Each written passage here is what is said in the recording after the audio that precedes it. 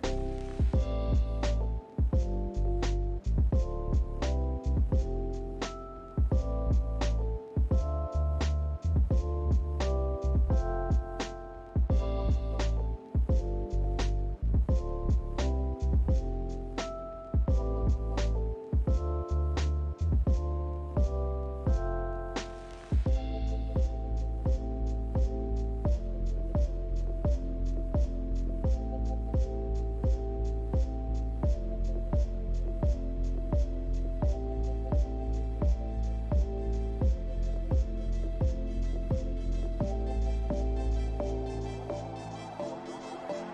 I like it.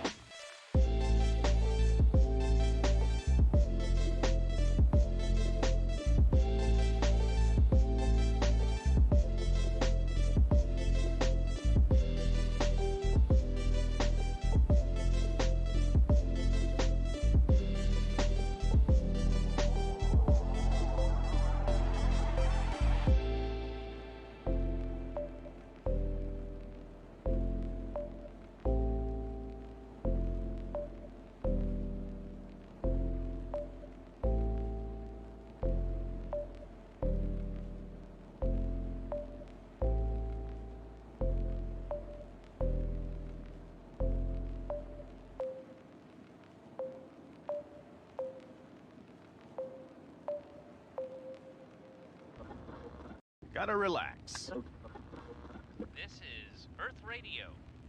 And now here's human music.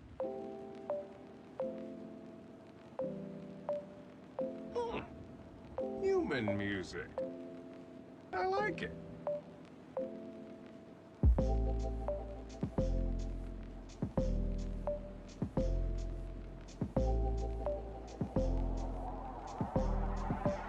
I like it.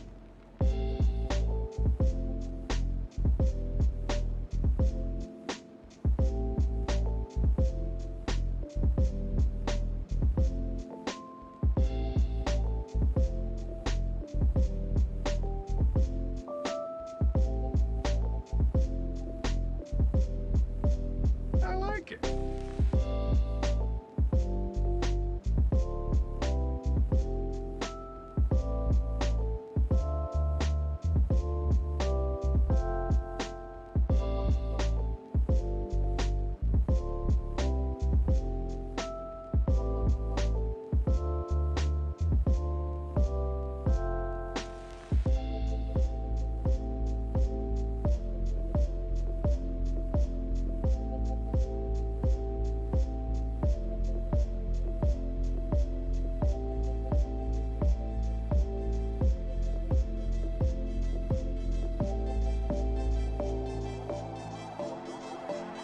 I like it.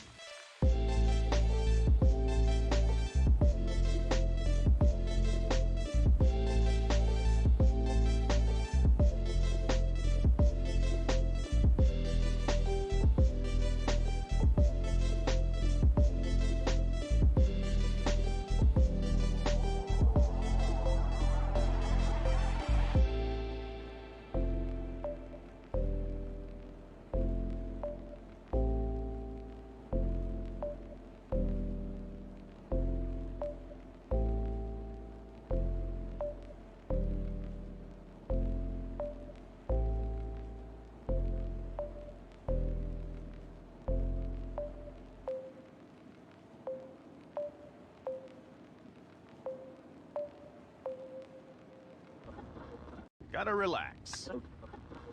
This is Earth Radio. And now here's human music.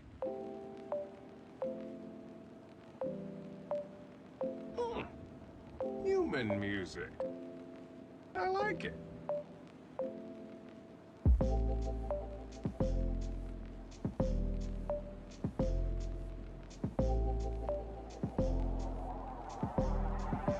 I like it.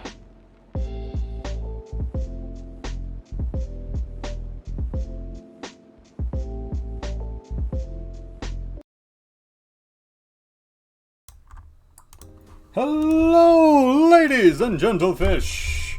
We are back. It is Wednesday, and we are doing art things for Funguary. So those who don't know, Funguary is for the whole for the month of February. We are doing fungi-related, mushroom-related artworks. So on each of our Wednesdays, that's what we've been doing. I have been trying to do some of them out of stream time as well, but I haven't been keeping up with my days, so we've got a few to catch up on. It is currently day 9 of February, the 9th. It is a quarter moon today, so half the moon is out. And I figure we should probably catch up on some mushies. We've got about 6 to do, so we're going to have to steam through them, and this might be a later stream than we usually do. But we'll see how we go. If anybody wants to see anything in particular, remembering that it does need to be fungus related in some capacity, please do let me know in the chat and we'll see what we can do. Or if you have a specific thing that you want to see me do, there is a couple of redemptions there that you can put together. So, without further ado, actually no, some more ado. We've got more adoing to do. There's Lizzie Bell in the background. She is getting ready for work. Whoa. And the beautiful Tia daughter is on the couch here next to me. But yesterday I had some work done on my face, on my teeth.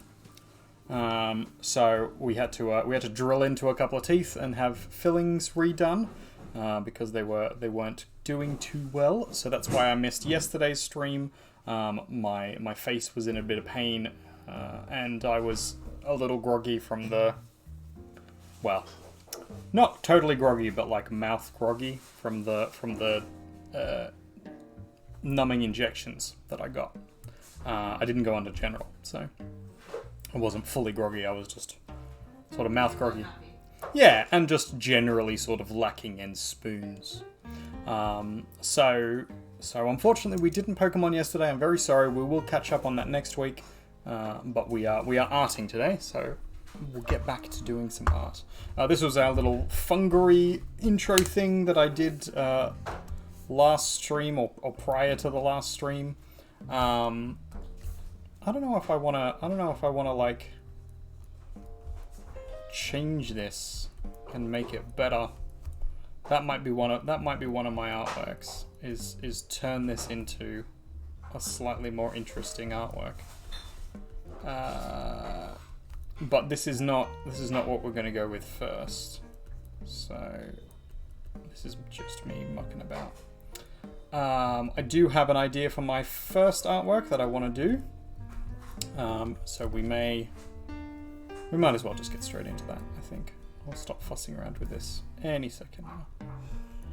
Any second now, he says, as he just keeps going.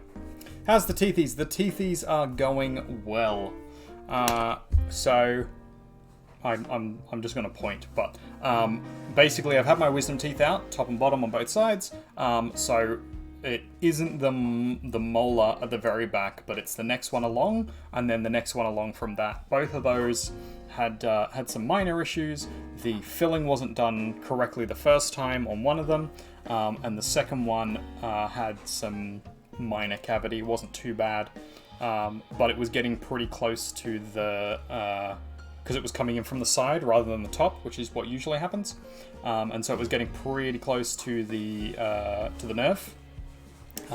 Once decay reaches the nerve, you get infections and abscess, and then you need a root canal, basically to drill out the root, and then fill it in with something else so that the tooth doesn't die and go anywhere.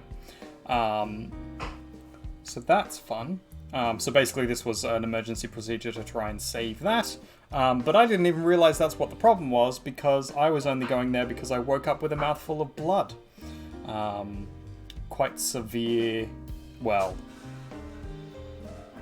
mild but very localized and thus severe gingivitis in one area, or infection in one area in the gums, and so I was bleeding quite profusely in my mouth when I woke up.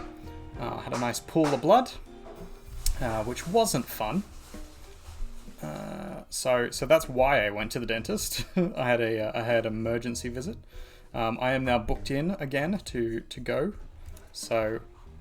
Good, considering how long it's been since you last went. So I will be keeping on top of that now. But yeah, I'm pretty bad for the dentist. I'm pretty bad for the dentist for specific reasons. One of them is money, and that's a shitty reason not to go. And if anybody is like me and not going because of money, don't do it, because things only get more expensive the longer you leave them if you don't look after them. I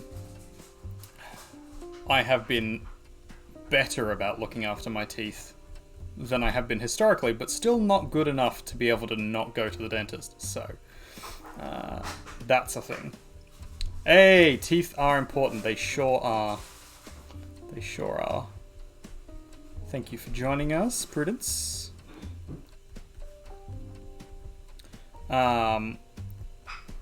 But the other reason why I don't particularly like going to the dentist, or I avoid going to the dentist, is because when I was younger, we were quite poor. And being quite poor, we went to maybe not the best practices of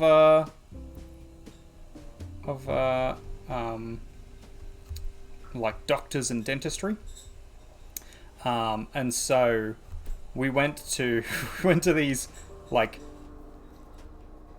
university student dentistry places, and ones that did like either free or bulk billing for cheap dentistry, and they managed to fuck up doing a root canal twice, and then the third time they managed to sort of do it correctly, but by that point they'd already basically killed the tooth.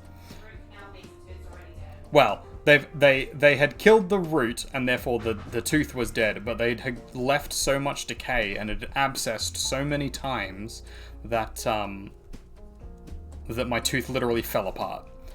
So it cracked in 3 places. They then had to try and take it out. As they were taking it out, it broke into about 8 pieces, and it was about 2 hours to 3 hours worth of one tooth extraction. So it was pretty bad. It was pretty rough, and I was none too happy about that one in particular. And then following on from that, I've also had then some quite bad issues with some of my other teeth, all stemming from fillings that have been done previously by other dentists, and just sort of either not done properly or sort of seemingly of a lesser quality, and so we ended up with some quite significant issues over a period of time, which has been frustrating. So that's sort of why I haven't been, because it's expensive and then they don't do a good enough job. They do a good enough job if you go to a good dentist. Yeah, if you go to a good enough dentist, I guess. That's Lizzie Bell in the background, mildly telling me off. It's been a while since you... Sorry, I got distracted by drawing. It's been a while since you've been able to join us. Thank you, Prudence. What have you got the day off for? Is it because of a special day? I won't sing at you, I promise.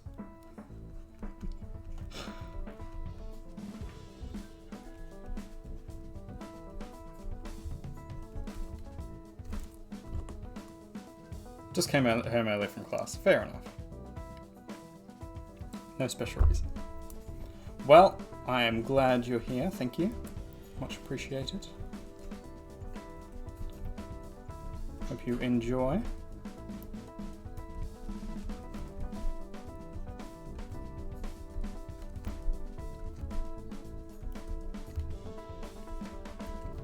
So this was sort of supposed to be like a... I don't know, a crow type thing, but I don't know if it's coming across very well. Like a crow skull.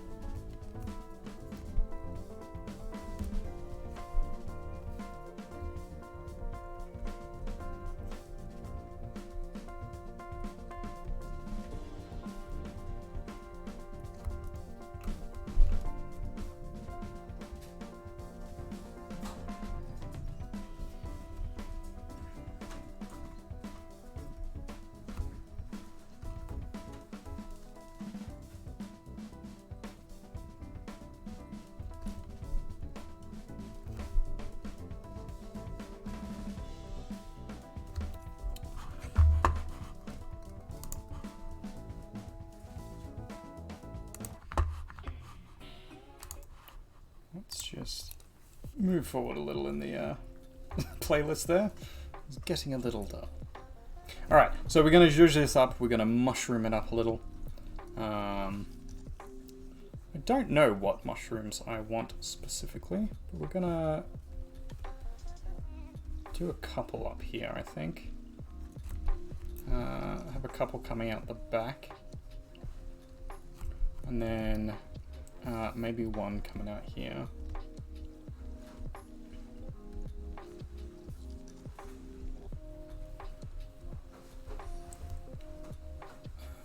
And then one down here, I reckon.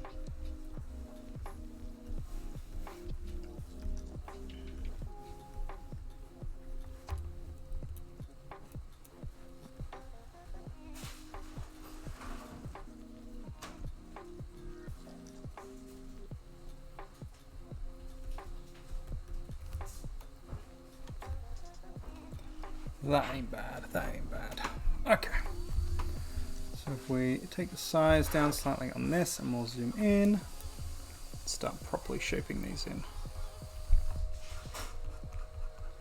Yeah, so that's been my teeth trauma, basically. The dentist was very nice about it all. I was sort of being like, oh yeah, you know, I know I'm supposed to do this and I know I'm supposed to do that, but I just haven't been able to bring myself to. And she's like, no, it's fine, I understand. Hopefully it's better this time. And then, fine, you should do it, but it's fine. Yeah, basically, she was like, oh, yeah, no, it's fine. You should be trying to, but it's fine. And then as she was like, as she was doing the. Oh, I know why this is an issue, because I'm doing it on the background layer. That's silly of me. Alright, let's do this. Do that. Teeth time is definitely nothing to joke about. Yeah, it can be rough. So my mum and sister actually have such a significant fear of the dentist that they need to be put under general anesthetic whenever we take them, because they just can't handle being there. So I entirely get people who are I'm not sure what the best word would be. Scared, yeah, probably that's the best way to say it. People who are scared about it.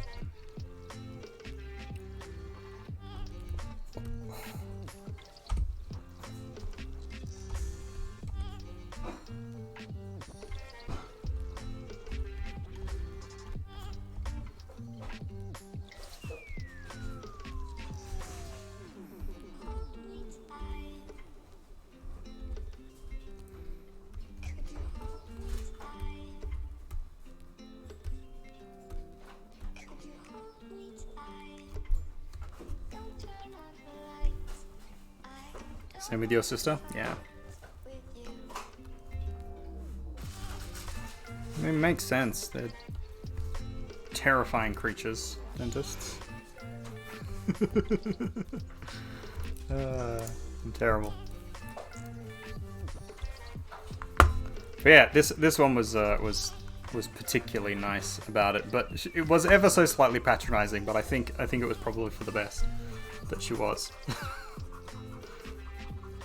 Because she was like explaining everything she was doing, which is nice because, you know, I'm not scared of dentists, and I find some of the processes interesting. So it was nice to sort of know what each bit that she was doing was, but it did come slightly patronizingly across as like infantile, the kind of way you would talk to an infant. Or at least a young child, being like, "Oh yeah, you're doing so well. Like it's fine. I'm just gonna do a little bit of drilly here." And I was like, okay. But I guess it's my fault for not going for 4 years, so... A little bit, yeah. Yeah. Well, Tough. I shall.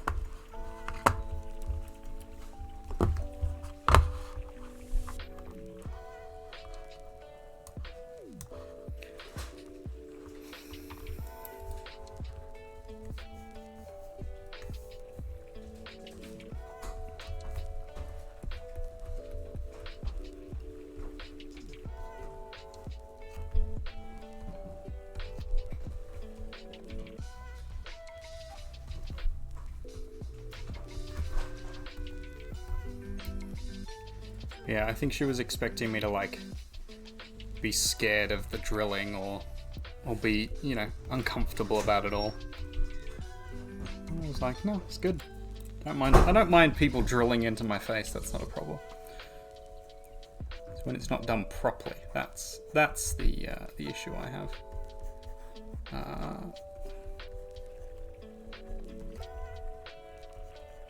But I don't blame my family for,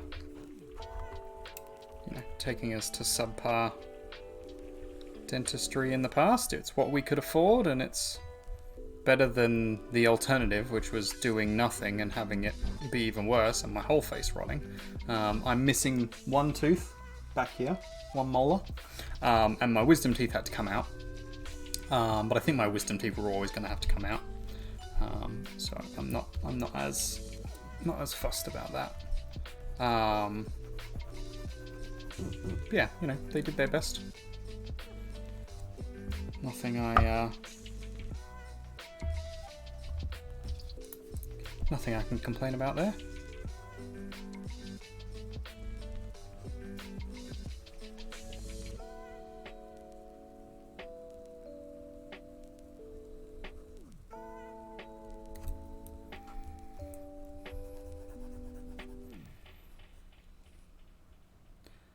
But yes, teeth are very important, ladies and gentlemen. If you're not brushing once a day, I don't brush once a day. But you should definitely be trying to. I got told I have to brush twice a day now because my teeth are so fucked up that I have to be keeping on top of it more than people normally would. But if you're not brushing your teeth at least once a day, you should try to, because it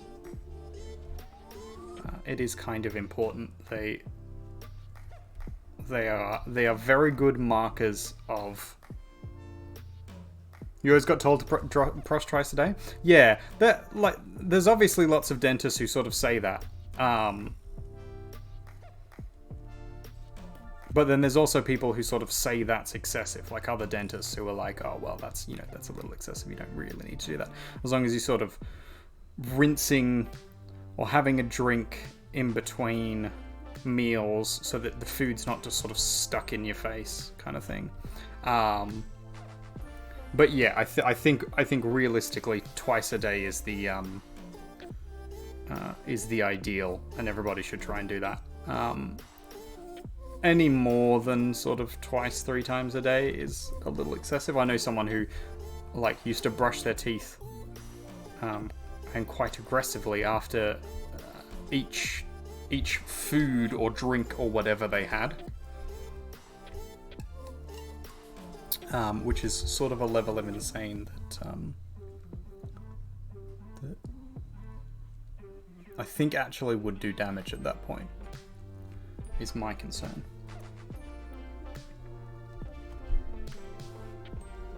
Because you are sort of rubbing abrasive against your teeth. That's what toothpaste is. So it's a form of abrasive.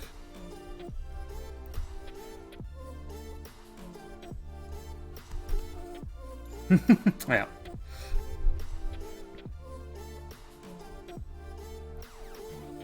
But yeah, if twice a day is awesome. If you can do twice a day, fucking good on you. I can't. I don't think I could ever do that. I would like to be able to. That's if I could get in the habit of it, that'd be awesome. But I don't think I could manage it for myself. It's a lot to commit to.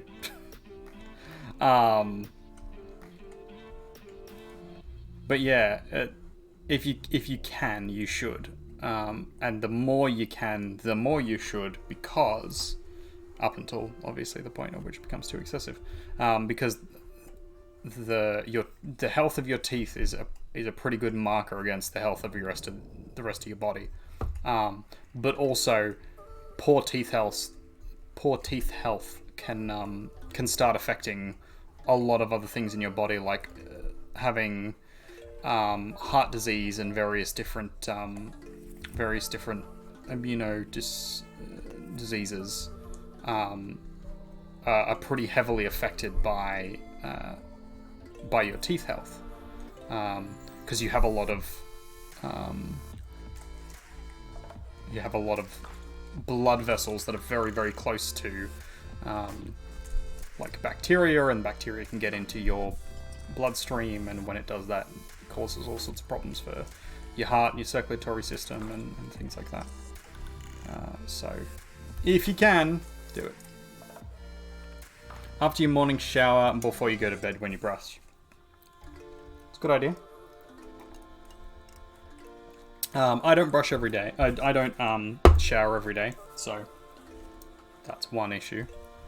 I do if I'm doing stuff. If I'm working, I'll shower most days. But I don't shower every single day, so I don't know. Some people are going to be like, ew, gross. You don't actually need to shower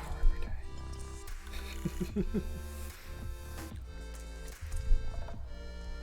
Unless you're like working out a lot, sweat a lot.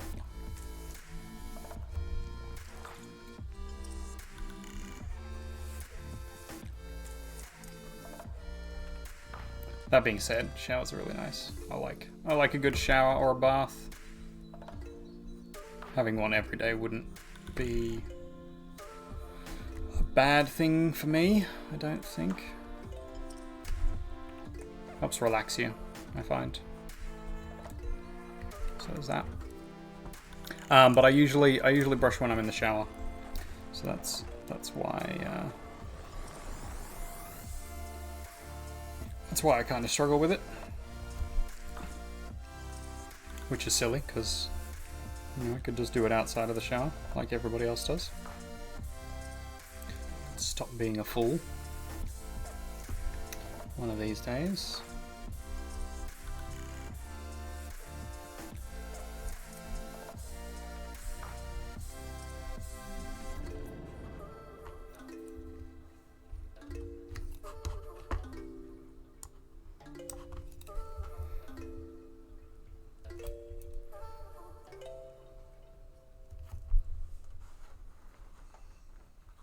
Oh dear.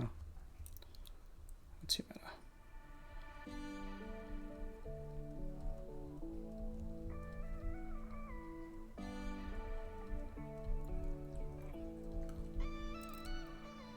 Hey. Did I say your name? Good girl. I should set up a Tia cam. A camera that follows Tia around the house. I think people actually probably want to watch that more than me. Knowing the internet, knowing how it works, there's a pretty fair bet, I think, that Tia Cam would do better than my channel in general. Please do, yeah.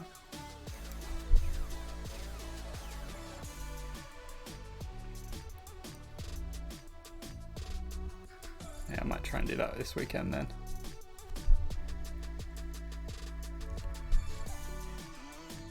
I do have a spare webcam. I just don't know if it'll sit on Tia at the moment. Let's get the other one up.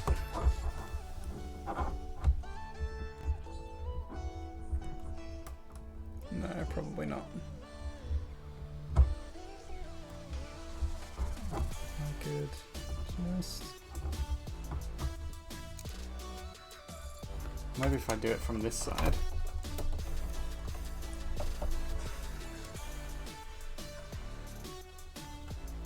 Thank you. I appreciate that.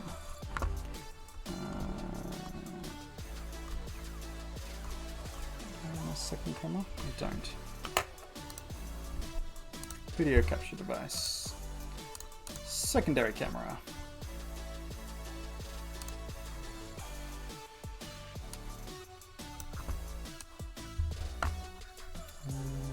Let's put you to your cam there.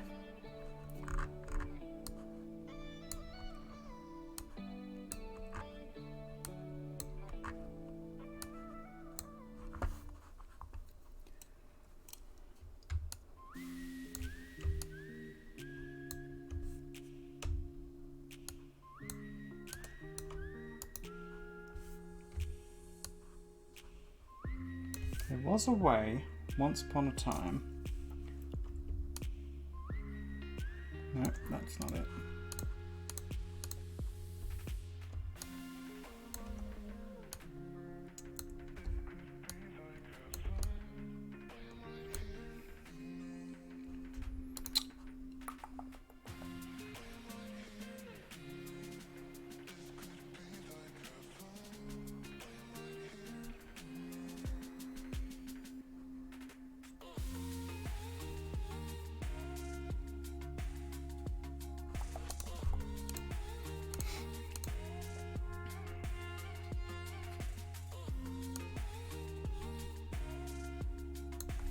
I don't know. There's a way that you can like zoom in essentially, like get rid of all of this extra stuff on the side here. But there she is. She's sat on the couch just there. There's Tia Cam. You also get to see our rubbish on our couch. Oh, I could put a text thing, couldn't I? There we go. That's what we'll do. Text.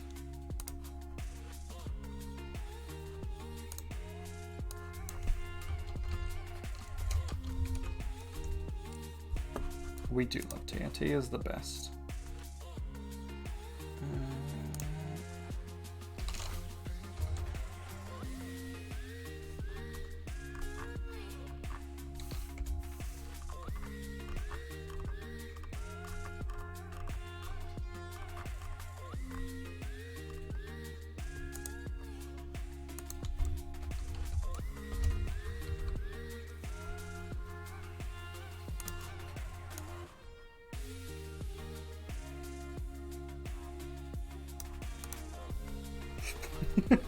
There we go. Sorted.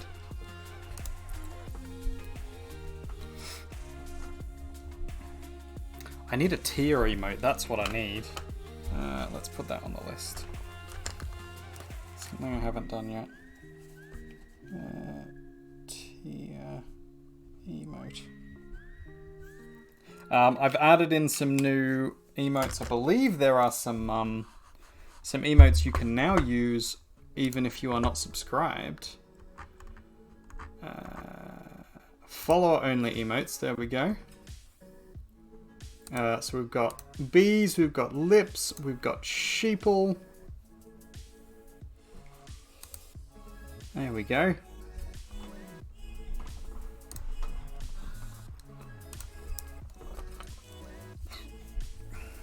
But I think we'll add a tier to that. We'll add a beautiful tier face to one of those emote slots. Because I think we still have one left. One or two left for followers.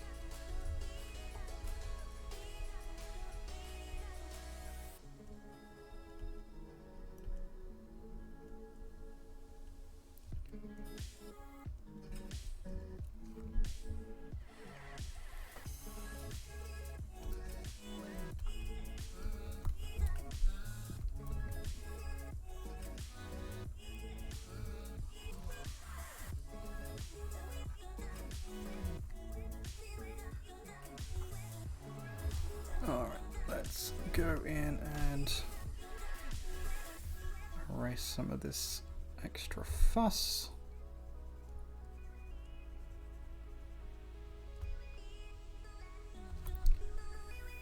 It's a little smaller. There we go.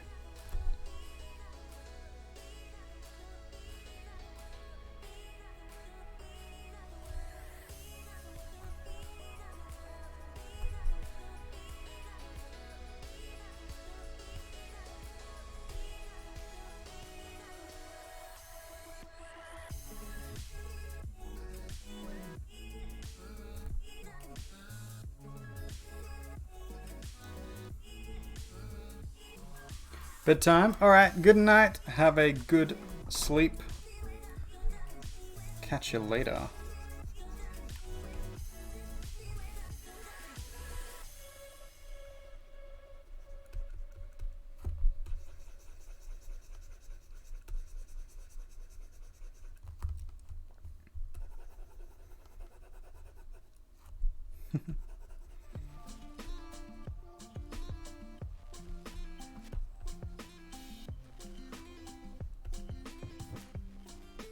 Still not entirely sold on these songs that I put onto the playlist. These are all the new ones that I put onto the art stream playlist.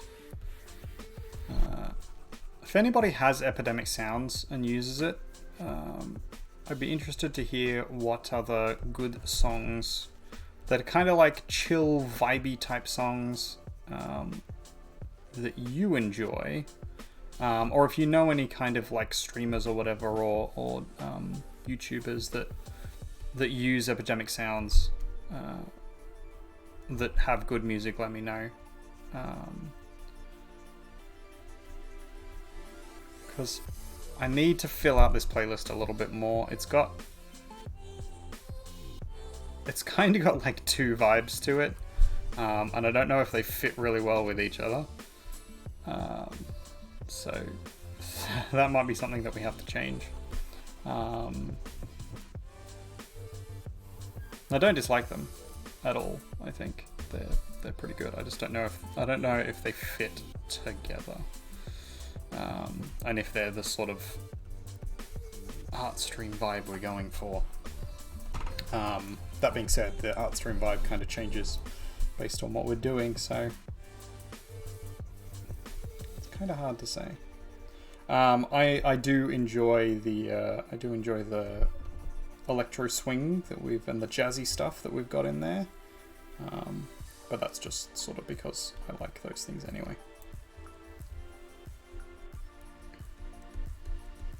I'm going to be a little bit ADD and all over the place today because I haven't really thought about what I want to talk about today on our little stream, on me just sort of yelling into the void. So if you have a thing that you want to talk to us about, please do let me know. I know Cog is currently playing Sea of Thieves, so I'm probably quite quiet in the background. That's alright.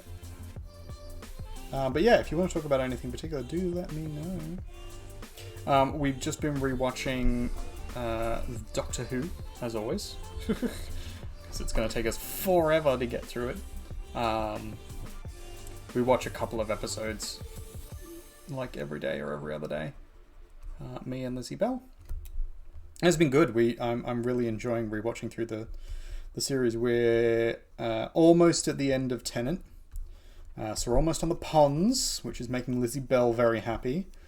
For those who don't know, Lizzie Bell has a massive crush on Karen Gillan, and rightly so, but that's a thing. So that's her favourite part of the show series, I guess.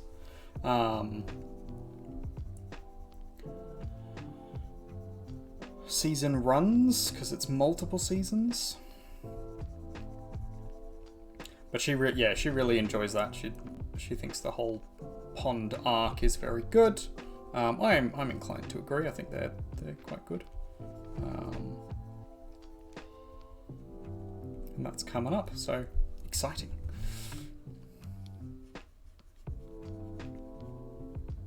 But we just watched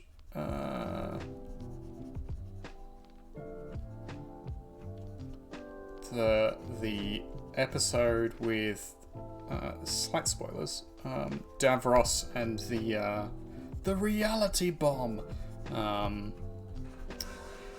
with all the planets being taken. Poosh, the lost moon of Poosh, and Paravilia and Adipose and all that kind of stuff, tying in the season together, which I think is good. They did a good job of that one. But it's a good song. I like this one actually. But I did notice in the episodes earlier with the Hath and the human colonized planet, and they're at war with each other. The new Time Lord, the daughter of the Doctor, who is created, kind of is ruined by the Timeless Children story arc. It bugs me a little bit. But yeah, I'm just noticing all these things that become incongruent in the series because of what the Timeless Children turns sort of the idea of Time Lords into. And again, this is a writing issue. I am complaining about Chris Chibnall, the writer, for that particular story arc. That is the newer story arc. I don't think it was a good decision. I do keep harping on about it, and eventually I'll stop, I'm sure. But just as I'm rewatching, it's frustrating to see the things that are like, okay, now this doesn't make sense anymore.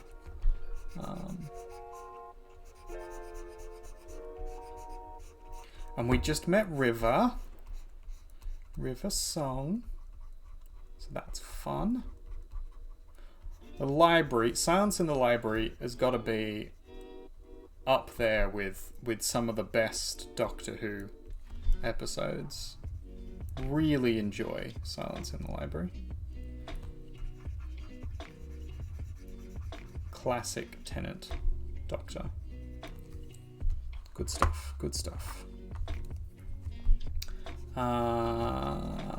What else? What else have we been doing of late? I've been playing Pokemon Legends of Arceus. I don't know how to pronounce it. Let's just, there we go. We got that across. Yeah, I don't remember or know. I've only ever seen it written, so fuck knows.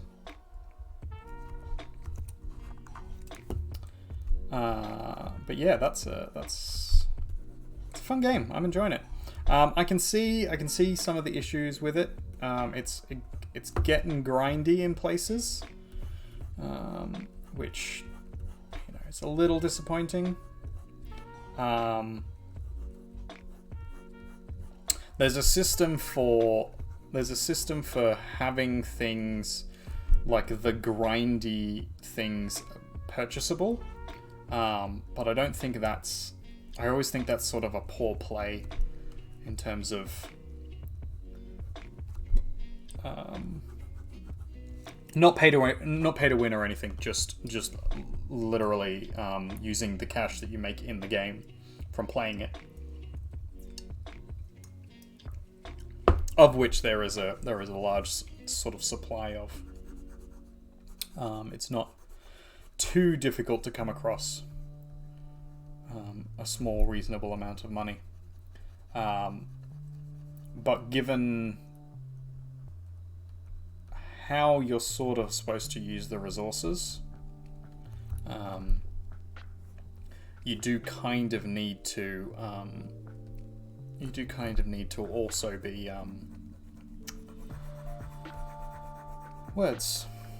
like grinding a little bit as well. You collect the resources in the world as you sort of go through it, and you do need to be doing that pretty much the whole time. which, you know, is okay, I guess. It's not a mechanic I particularly enjoy. I don't enjoy grinding in games. I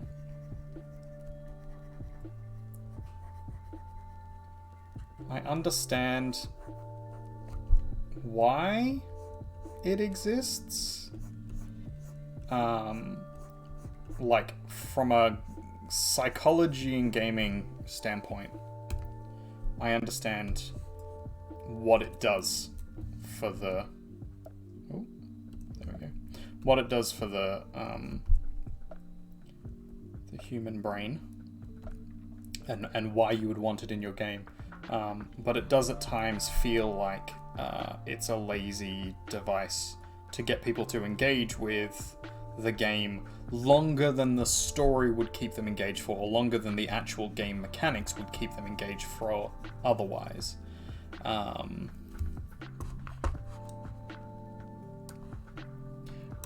part of that is, like, I understand in terms of, like, the psychology of it, that you otherwise would feel like you hadn't earned, you know, whatever level up or whatever object it was that you get out of it. Or to some degree there is an aspect of, like, if you play through something too quickly, it doesn't feel like it was engaging or compelling, if they just kind of hand things to you as part of the story. But having to grind through something for things can be frustrating, especially if it doesn't seem like the grinding is necessarily important. There is a good aspect in the new Pokemon game in that you will get experience for your Pokemon by using them to collect things. Not all things, which is a little frustrating, but certainly you get it for using your Pokemon to collect certain items and things. If the Pokemon is actually involved in the you know, the collecting or the breaking apart of something, they then get the experience for the thing that they've then collected. It's not a lot, but it's a little bit, and that kind of makes it worth it. Kind of. Yeah, so that's the thing. But otherwise, I'm enjoying the game so far. It's got an interesting story. It's got an interesting few mechanics that you sort of play with. So far, a good roster of Pokemon. None of them have been terribly lackluster. Alright, let's start filling in this background a little.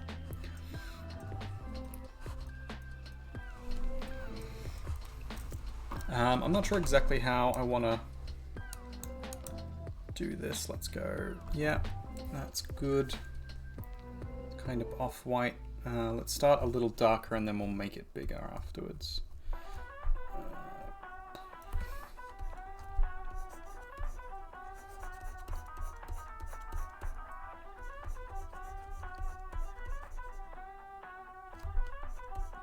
I don't think this is exactly how I wanted this to go, but that'll do. For now. No, I think, yeah, we'll just...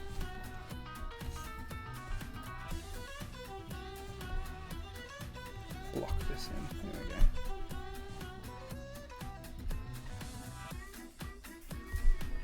Ah, it's because I haven't erased all of this properly, that's why. That's fine. Go in and fix that. What was I saying?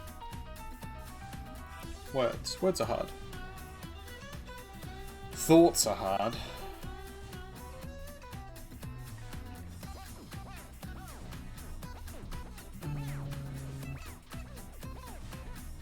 Pokemon, something, decent story, decent mechanics.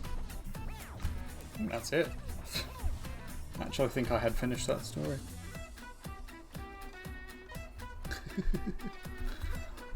Oh, you know,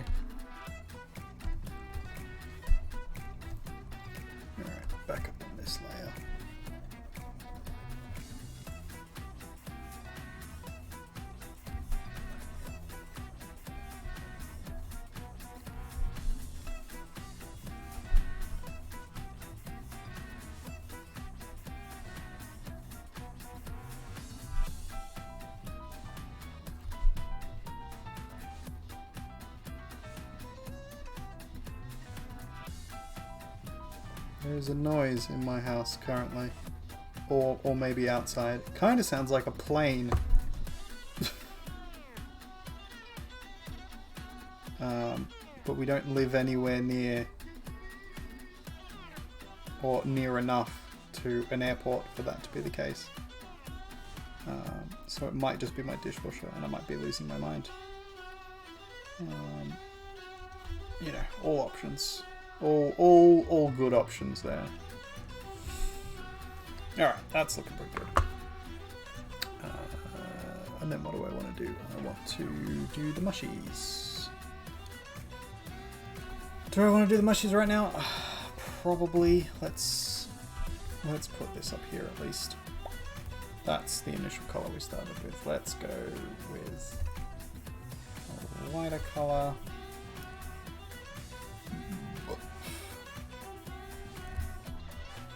More yellowy. And then lighter again. Maybe not that light. There we go. And then we also need a much darker one for in here, which we're going to airbrush in. Ooh, huge.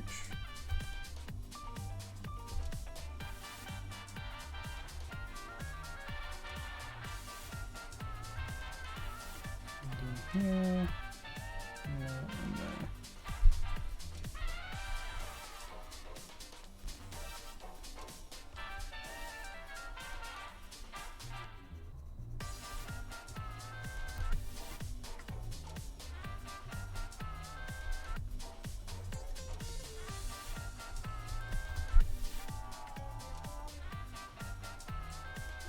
There we go.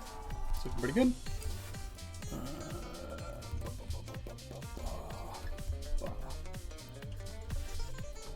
This, make this a little bigger, turn the opacity down, and we want to basically highlight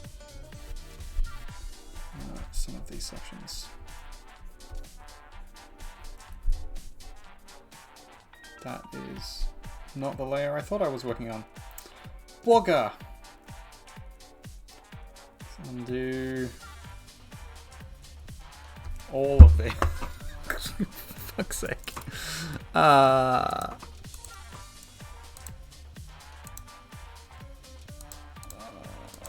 okay. Where's my history tool?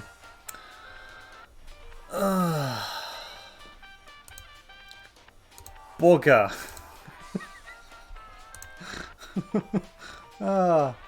Yeah, this happens a lot. Where do we want tools? No. Docs.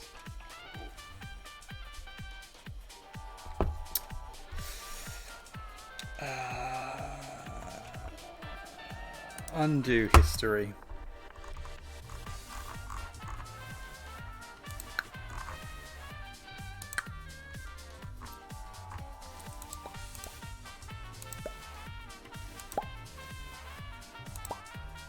There we go.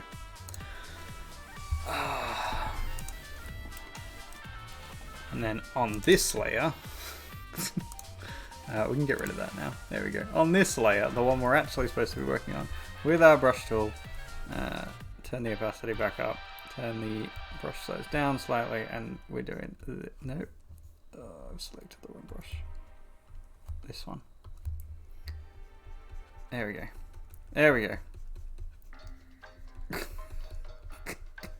Fuck's sake. Oh, you'd think I'd be better at this. But nah. Nah. Oh, there we go. That's better. Now it doesn't look as weird. I was wondering why it suddenly looked a little weird, but it's because it was actually getting rid of the outline. Alright. I probably shouldn't be drinking this, you know, after having just done the tooth thing. But I'm gonna. Alright, here we go. But size down ever so slightly. We want to brighten up this. And this. And the top here and there. And then we want to go a little lighter, and we're going to go in and do some highlights.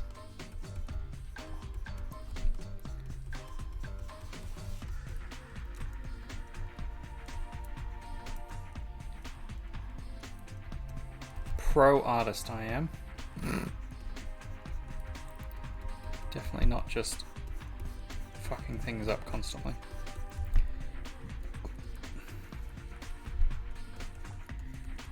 That's what it feels like working on the wrong layer. You just completely ruin things. Alright. Even lighter again.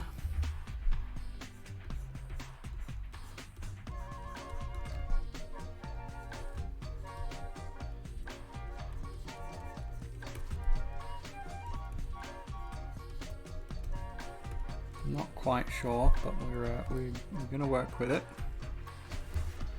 And then our shadow. Turn the size up again slightly. And we basically just want to chuck this in any places where there is a clear indent.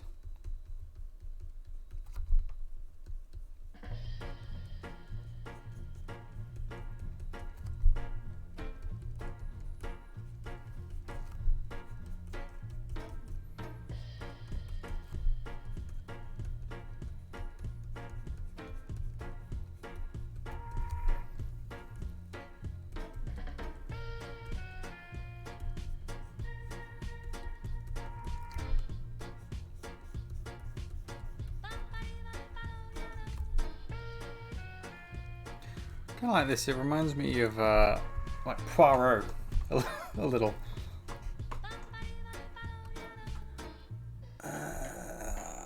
Now, I think these are actually supposed to be red caps. But I think I actually want them to be blue. I don't know why I think that, but I just do, so we're going to go with it.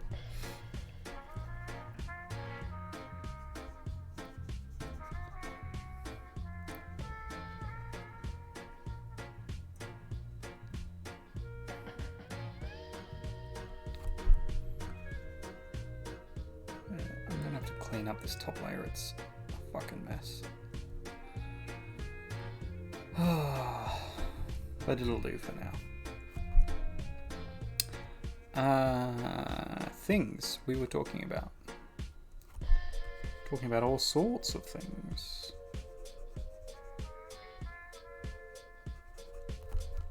Oh, did you hear, ladies and gentlemen? It's official. Our Prime Minister, the Prime Minister of Australia, doesn't know how to count to 2.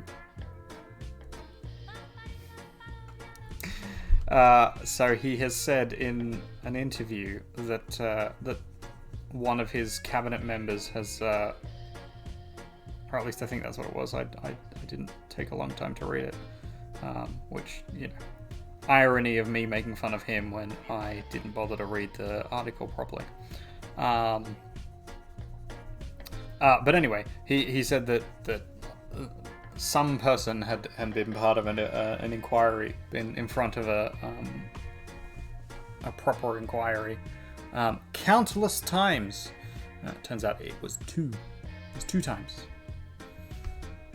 So, yeah, that's proof there that our glorious Prime Minister can't actually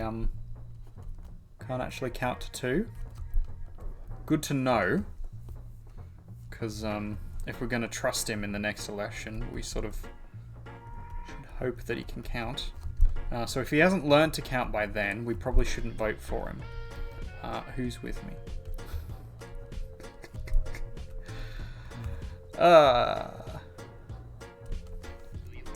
Silly. That is not the one I wanted to do. I'm going to do this, and then down. Not that small. There we go.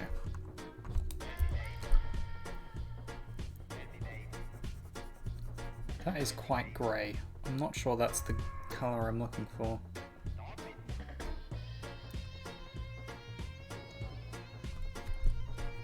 that's also quite grey. Oh, I kind of like this, like, pale blue. It's not an actual mushroom colour, but I'm enjoying it. But let's... There we go. Yeah, that works better.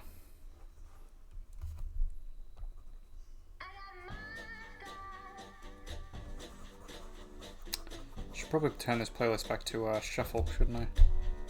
That is what I will do in a second.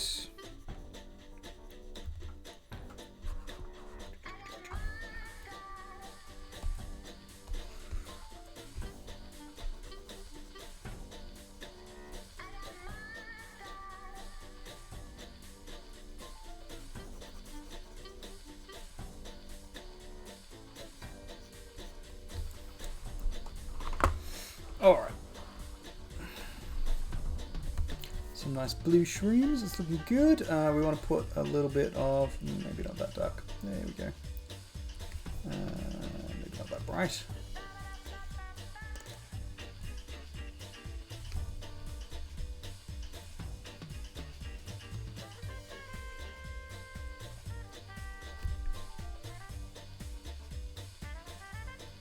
It's a little vibrant. Turn it down a little. There we go, that's a little better. Cool.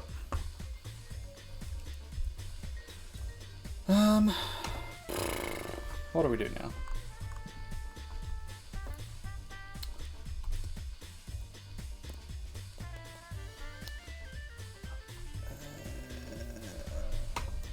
Really, I should clean up this top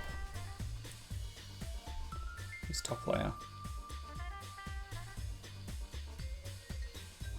But it might almost be better redrawing it. Kind of like all this underneath. Anyway, that's a thing that we'll do one day. We'll do a soft drawing. All right, we're going to be select by color, I think is the deal. On this top layer. Just go like that. Has that done the job? Oh, it's much better. Everything's a lot tighter there. Okay, let's do the same thing up here. Like that. And here. Oh, no, that's too much. Let's try that again.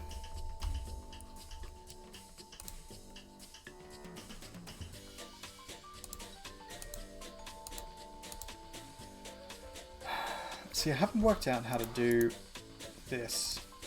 There's a this is like a select by color tool,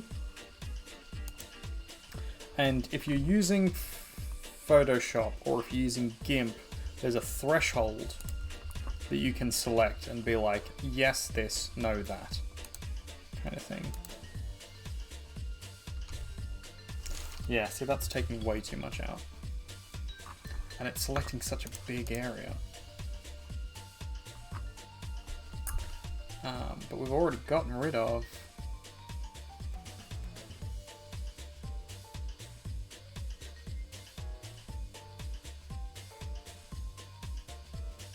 We've already gotten rid of a lot. Where is our... Where is our history tool? Undo. History. Toolbars. No. Docs. Undo history.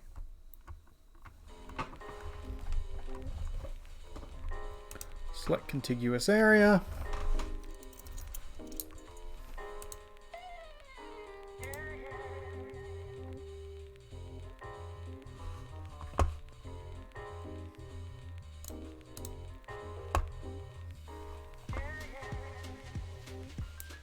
And that was a good job. That cleared it up pretty well. Is it? That's what the problem is then. Go down to this layer. Fill in some of these gaps that we didn't see before because of the overlay. Oh, we're using the wrong color. I know why we're using the wrong color. Because we selected from the top. There we go.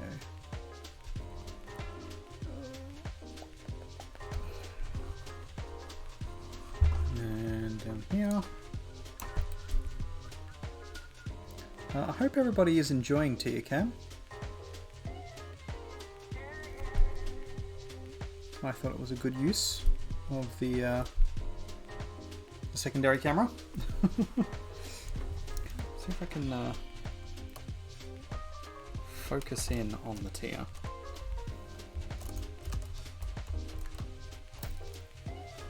Move this out of the way.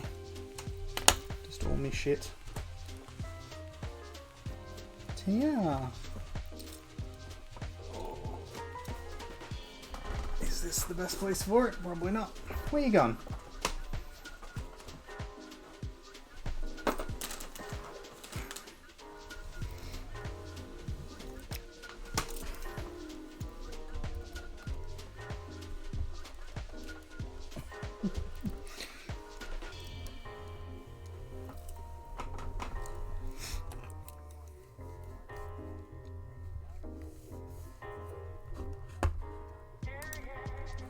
I do like that people who just come by the channel are probably going to be quite confused by TiaCam. Oh, that's right. I need to use the... What layer is this on? There we go. So it was on the top layer. Alright. Clean up some of this.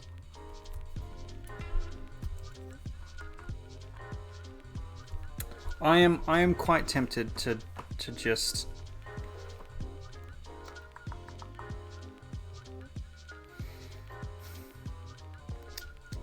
all right. Here's what we do. I'm gonna draw over these lines again on the layer underneath. Where are you going? You weirdo. Come over here. Says no. That's as far as we can get the TiaCam. Here we go. Let's hope she doesn't move anymore. All right, so we're gonna. This is drawing on the layer underneath the one we're currently working on, and I'm just gonna go over all this again.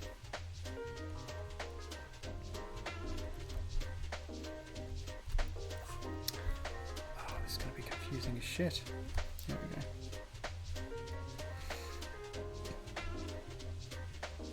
go. But I think this will be significantly faster than trying to erase all of the little sections that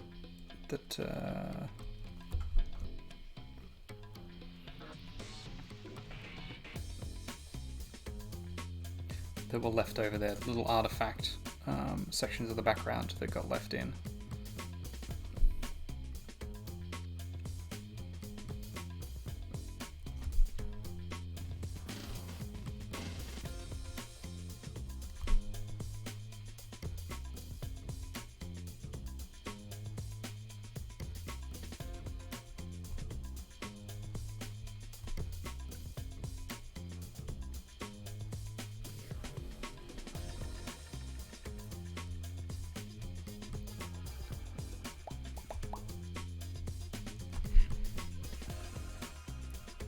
Sorry, I'm focusing, so that means I'm not talking as much. Talking things, importance. I know some people probably just want me to shut up and do the art, to be honest. But I kind of feel like I should be trying to fill the air at least a little.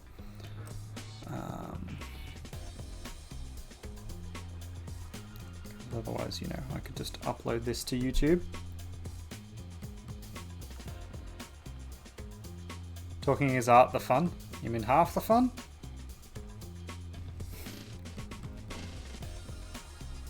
Talking is art. I mean, talking is an art. There's my dishwasher. Just finished. Yeah, talking is definitely an art form. Like the idea of fine literature and poetry and all these sorts of things. That's definitely a thing. Also, there is a whole bunch of art that is specifically about words or using words. There's some great artists actually who use words as the basis for their practice.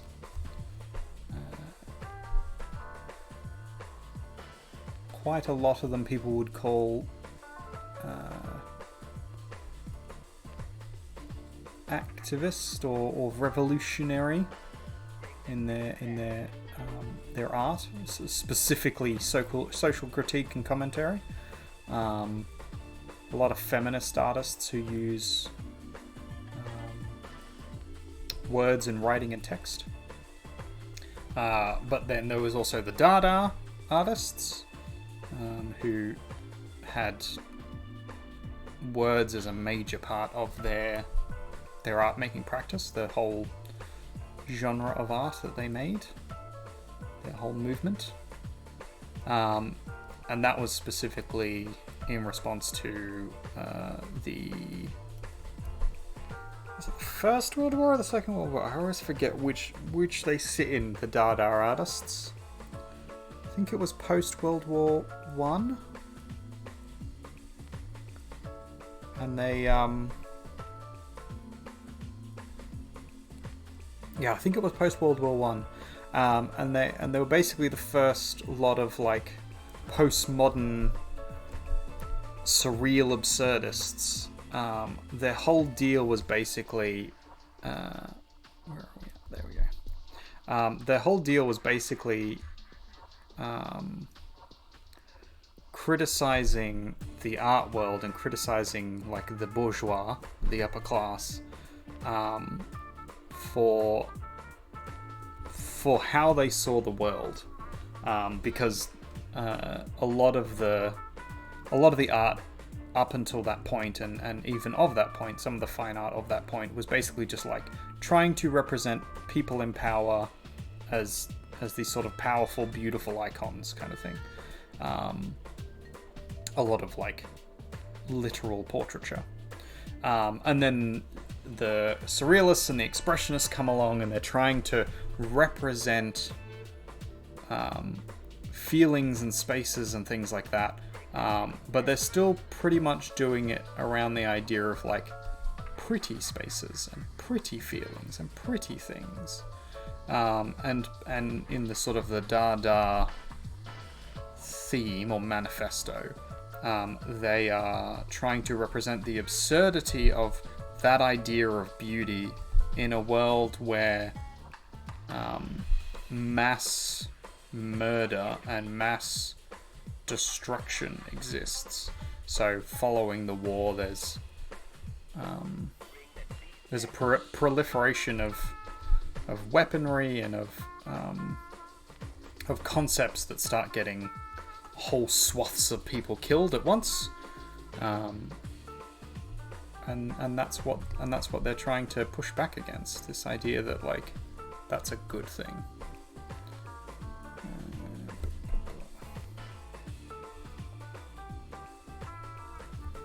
Which is an interesting concept. I'm going to finish this. And so they try and do it with poetry, with words, and specifically with these kind of like abstracted, random spoken word poetry or random like news clippings to make stories and things like that. Lots of collage work, lots of random guided things or things of assemblage, stuff that's been found objects, that kind of stuff. Marcel Duchamp comes out of this time period. Artist very interested in found work pieces and absurdist pieces. Creates a lot of sculptures, creates a lot of works using everyday items or pop culture items.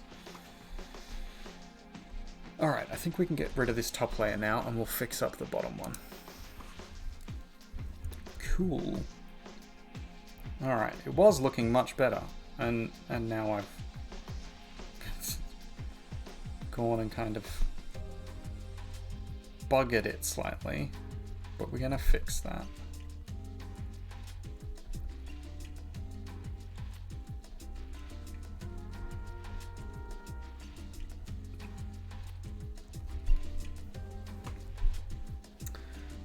We want these to be at least slightly symmetrical, so we're going to change that out there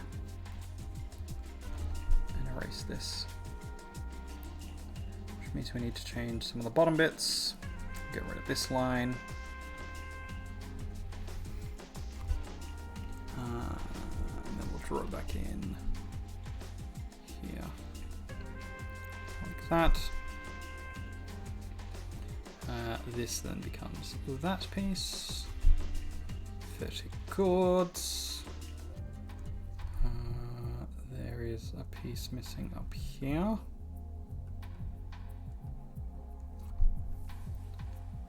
This is supposed to be a straighter line. That's supposed to be a straighter line there.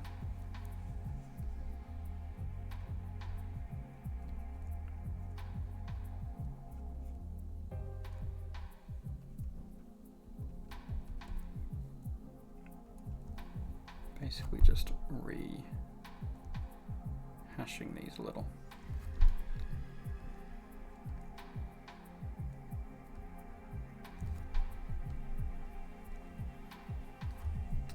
That line should not be there.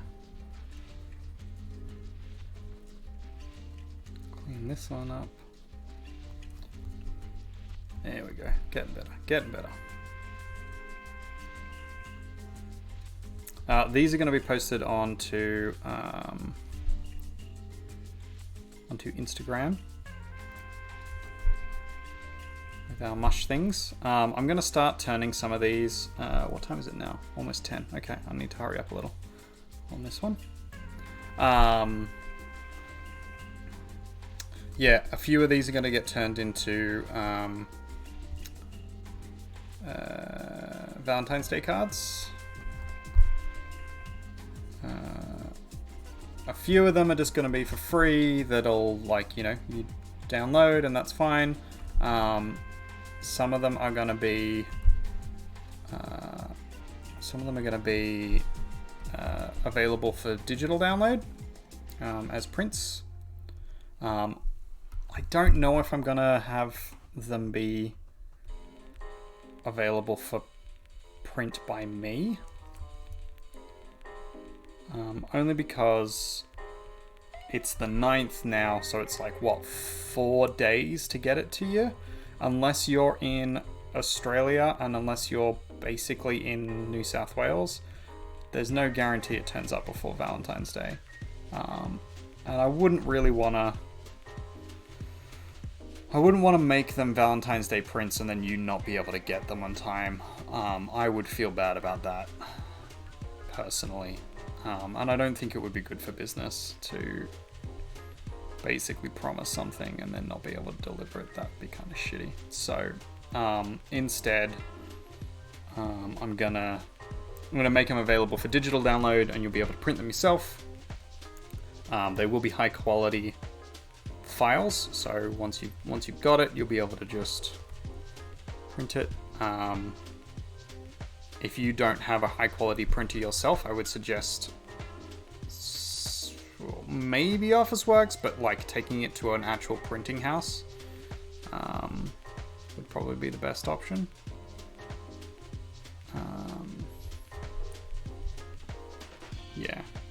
Yeah, that'd probably be the better option. Take it to a printing house, get them to do it properly.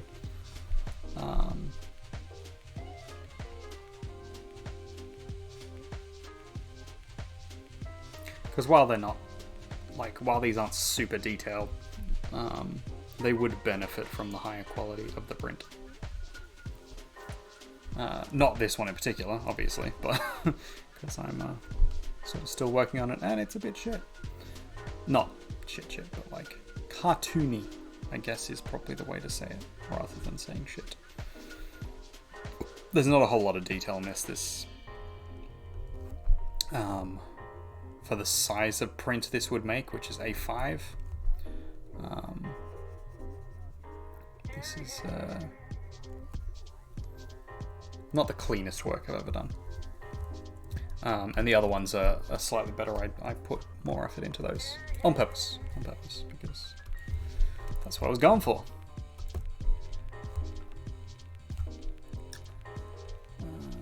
Alright.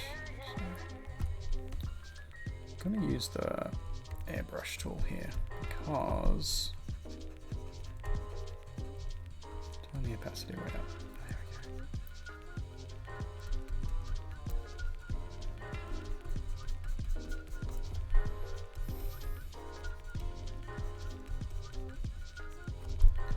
It's not the most efficient way to do this, but it is our way to do this.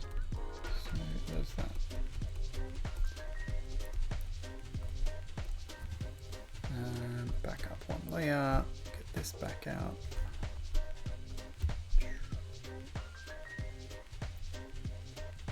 Here's where the fixing comes in. Basically just layer up all these sections properly. There we go, that's a little better. Alright, back to cleaning this up. Where were we? I'm all over the place tonight.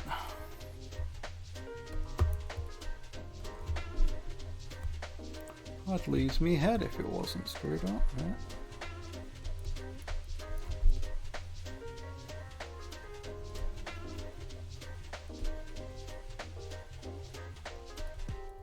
There we go. Much better. Much better. Muchly box.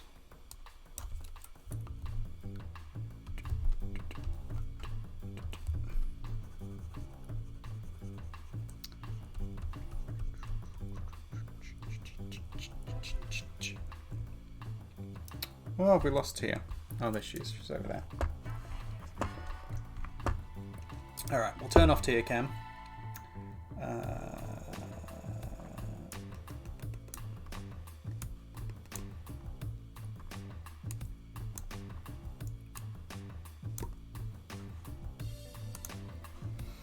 Here we go. Back over here.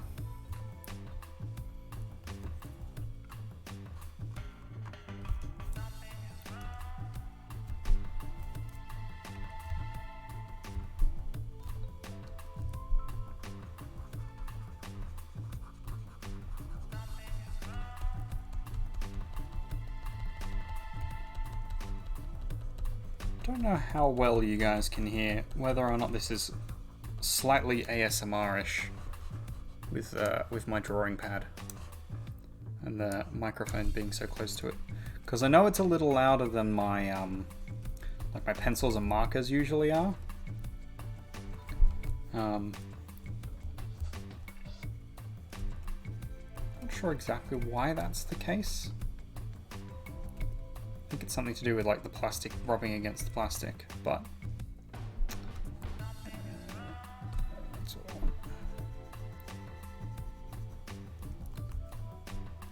Clean up these edges. Cool.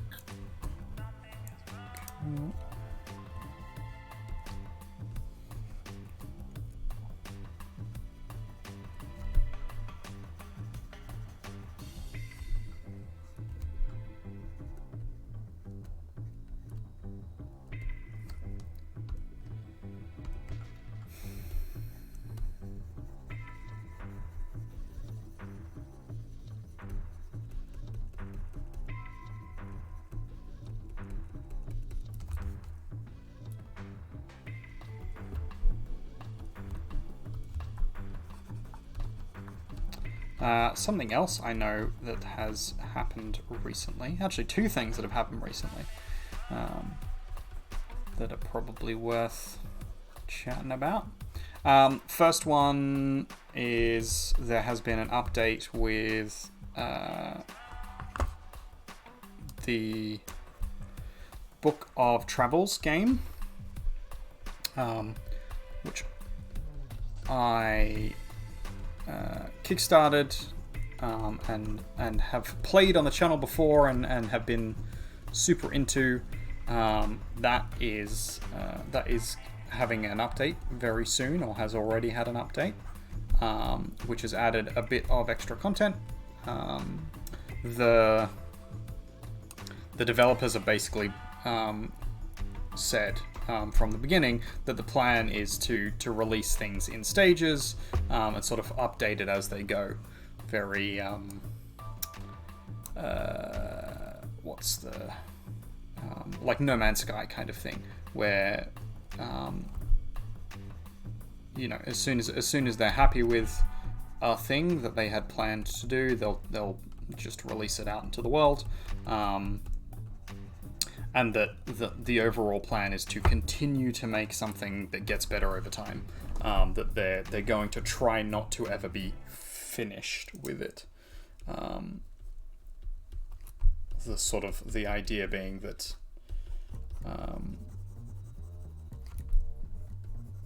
that it'll be done when it's done, kind of thing, when there's no more stories to tell within the game world.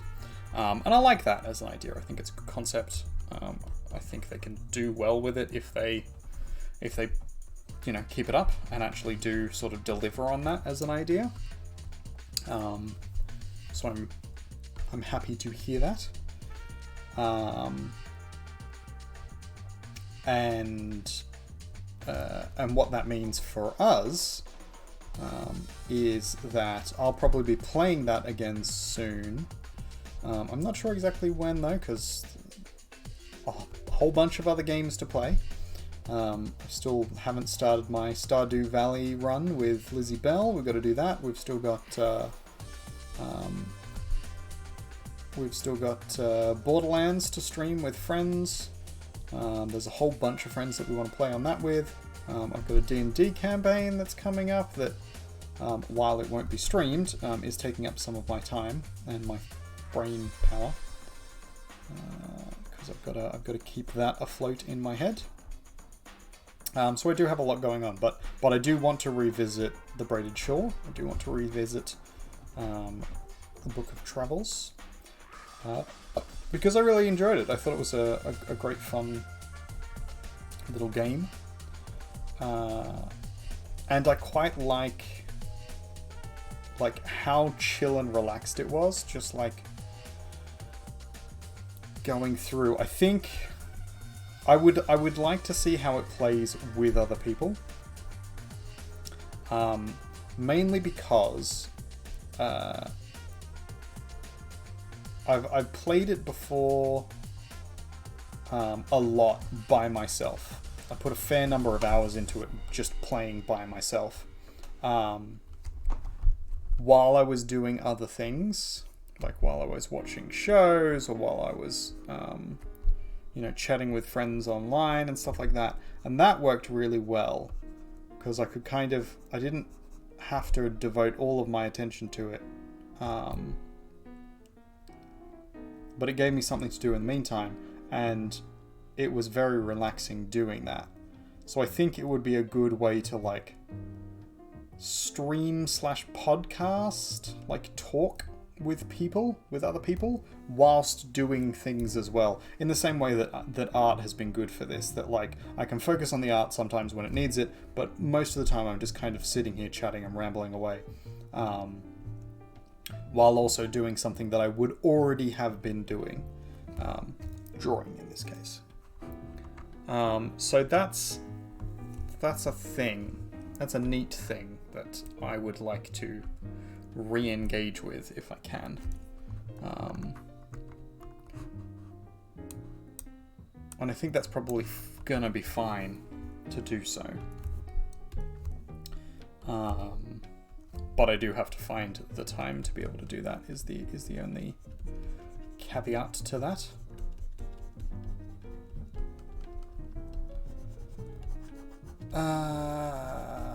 And then the other thing that's happened recently is the Legend of Vox Machina show on Amazon Prime. Highly recommend it. Could not recommend it enough. I knew it was always going to be pretty good because I'd seen like some of the early concept stuff with it, and like we got sneak peeks as because I kickstarted that as well. But we got sneak peeks to sort of see how things were progressing and stuff like that, and they all looked awesome. And I love the Critical Role team and everything they do, so that's entirely unsurprising for me that I would love it. But it really does encapsulate Campaign 1, how that all felt, how the players and the characters interacted and all that kind of stuff. It's come across very well in the series. There are a whole bunch of sneaky Easter eggs, so if you have seen Campaign 1, highly recommend going to check it out. If you have not, there are some spoiler stuff in there. There's some things that obviously you might want to watch through the actual campaign first. However, if you're not going to do that, if you're not interested in spending the time to sort of watch it and look over it all, because it's a heavy investment. It's 400 plus hours, 410 I think hours worth of content. This is a very good second to the actual campaign itself. Do I want to buy followers, Prime, and viewers? No, I don't. Feck off. Ban.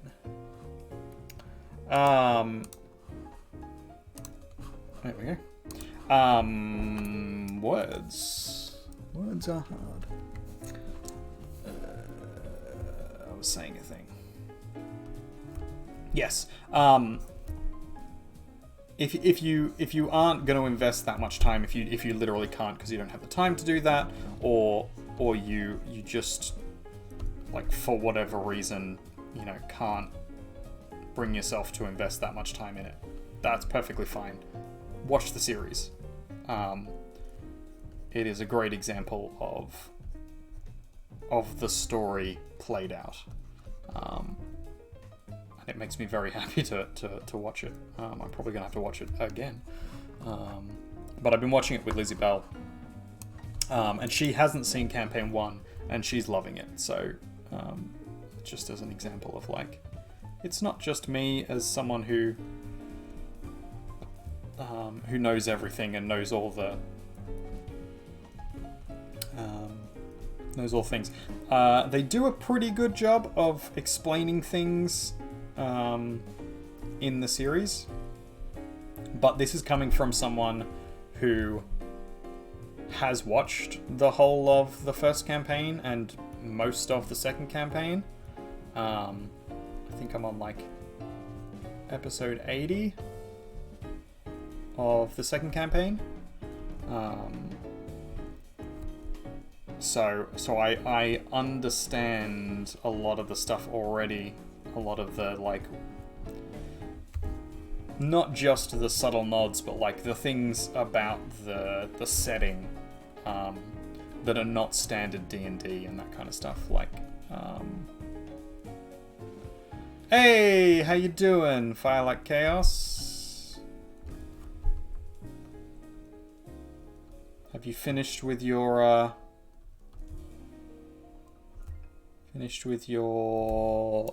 Sea of Thieves run, or are you still going? You're all good. I'm glad to hear it.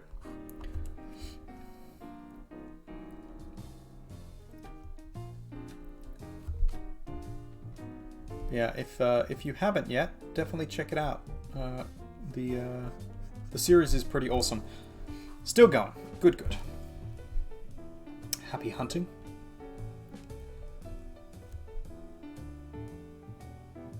Fort of Fortune, I'm assuming that is FOF. I'm not up on the Sea of Thieves lingo, unfortunately, as much as I otherwise could be. I don't play it often enough. Cogs, our resident Sea of Thieves expert.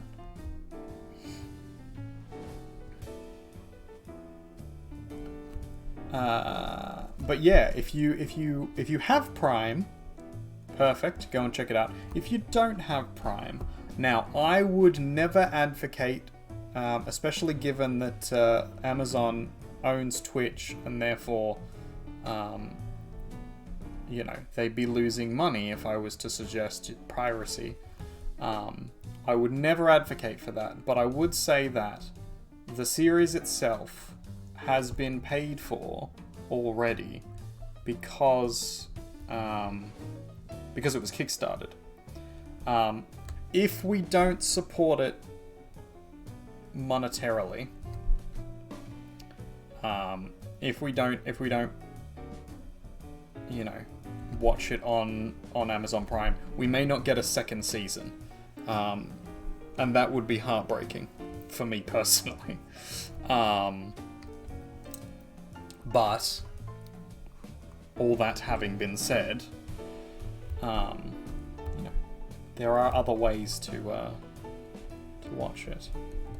Not that I would ever advocate for that. You should definitely, you know, use your free Prime subscription. Blah blah blah blah blah blah. But you know, the Sea of Thieves is a thing.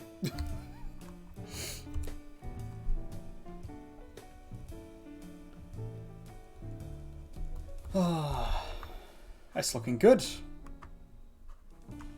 I don't know what I'm going to do about the background. But I'm liking all the rest of this.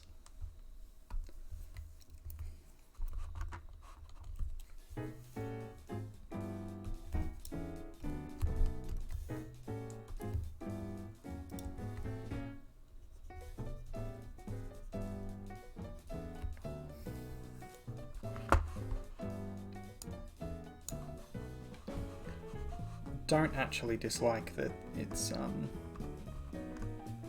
the coloration of it. Actually, it's worked out fairly well. All right, let's go in and clean this up a little. We'll start with the darker.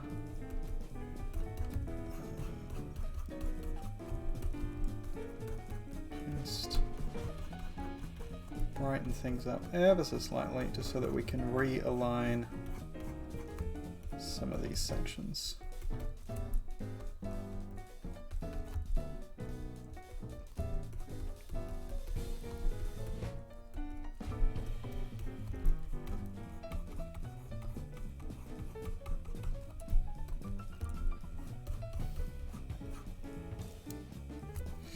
Hey. All right. So we'll then darken. We'll put it down to 50%. This.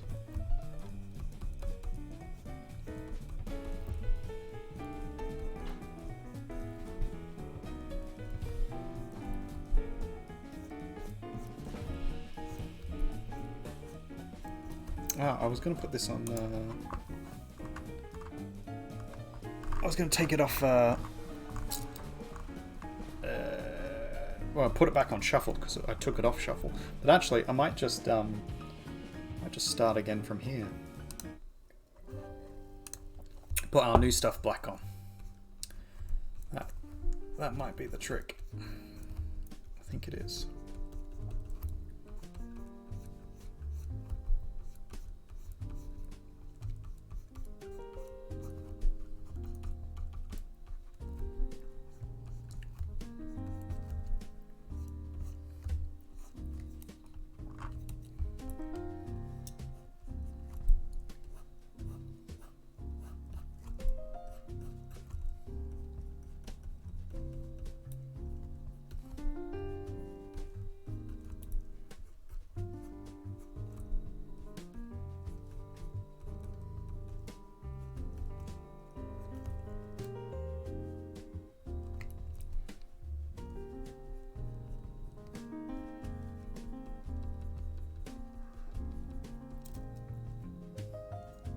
or Tia. We've turned off the Tia cam briefly because she's now on the other side of the room. And I don't particularly want to show off my dirty house to everybody in Streamland. Not that it's that bad, but I don't think Lizzie Bell would be particularly happy about me showing it off. So I will relent.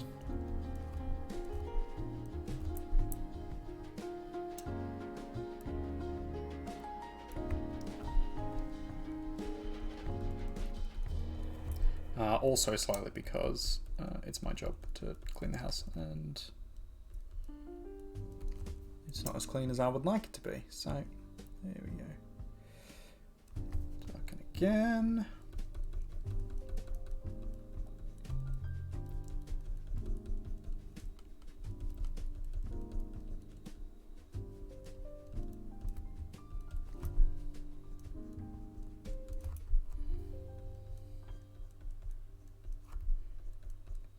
This is turning out pretty good.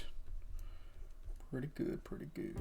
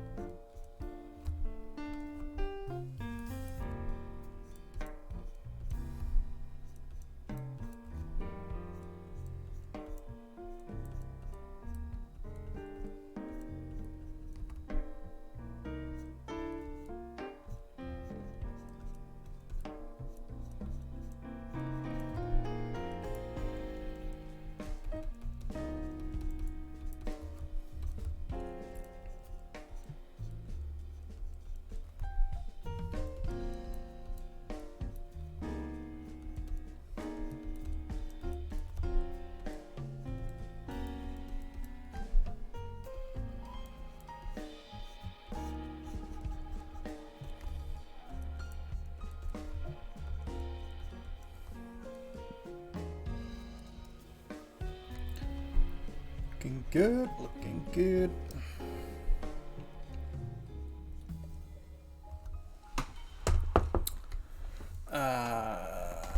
But we have spent way too long on this one, I think.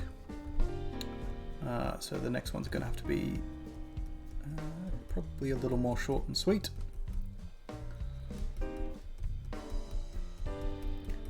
But we'll finish up here, at least.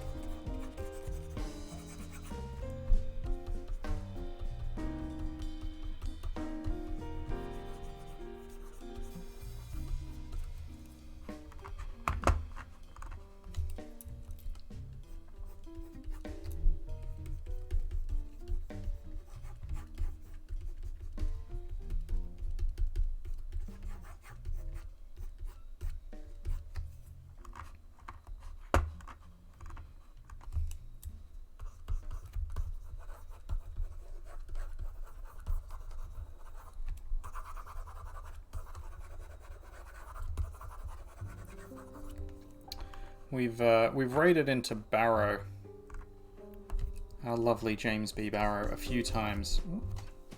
Wake up. There we go. My screen every now and then just like dims randomly. It's very annoying. I'm not entirely sure why it does it.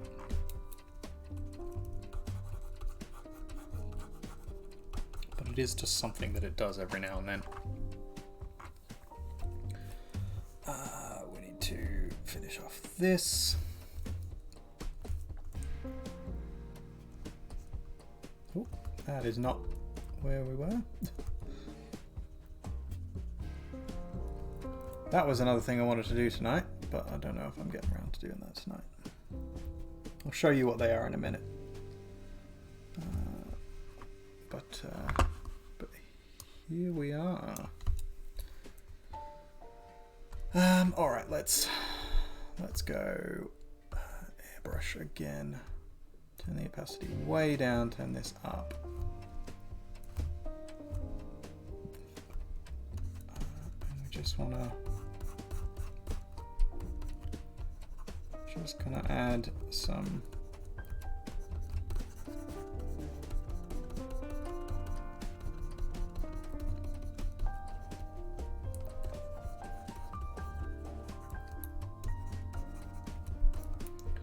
I'll turn this opacity up slightly.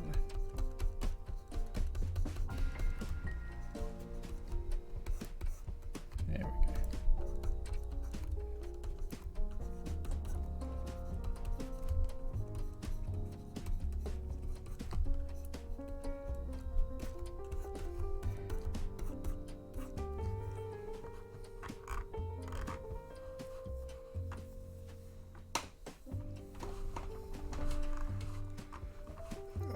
Let's go down to this bottom layer, and then we're just going to clean up some of these bits where we've just gone over a little.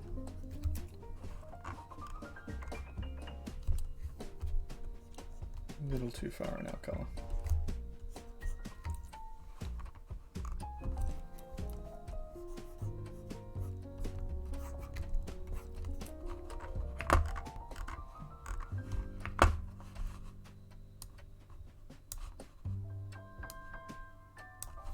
That looks pretty good. I think I'm going to test out a darker background and see what that does. Maybe we'll test out black anyway, but I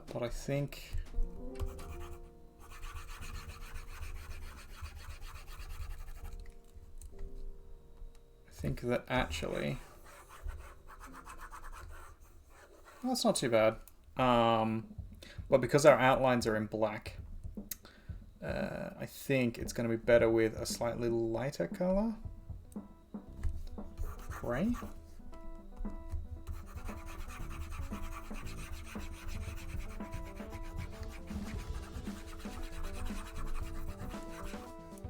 A really dark red, maybe a maroon. That does make it pop more. I like that. Maybe a purple? Dark purple? Really dark purple? Oh, I like that. I think that works. Real dark purple.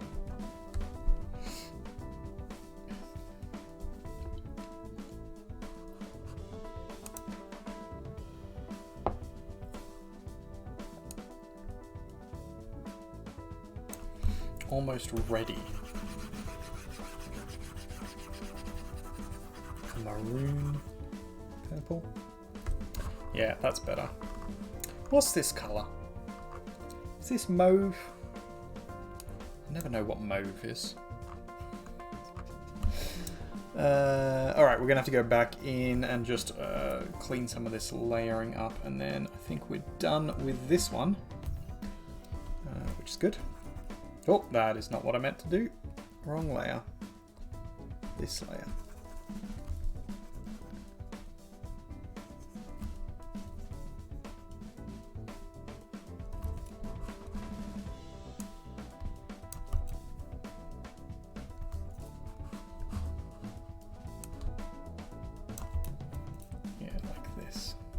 stuff needs cleaning up.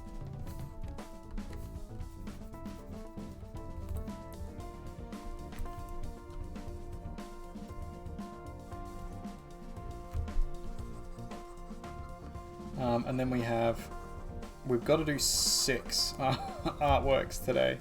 I think a couple of them are going to be pretty sketch-based, pretty sketchy type things, not fully finished, because, oh boy, getting 6 artworks done in a night is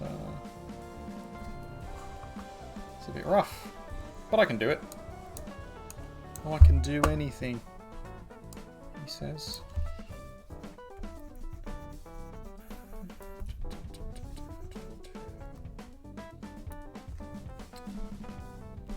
Just gonna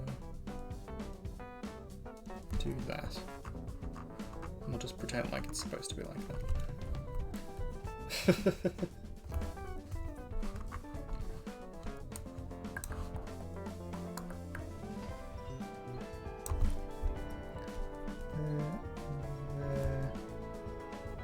All down here.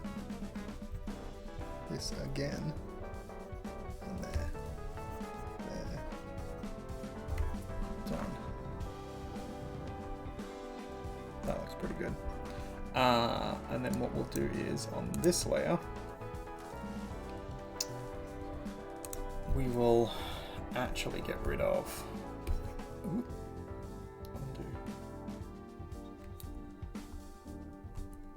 This layer. Page on this layer. Get rid of everything. There we go. That's it. That's the ticket.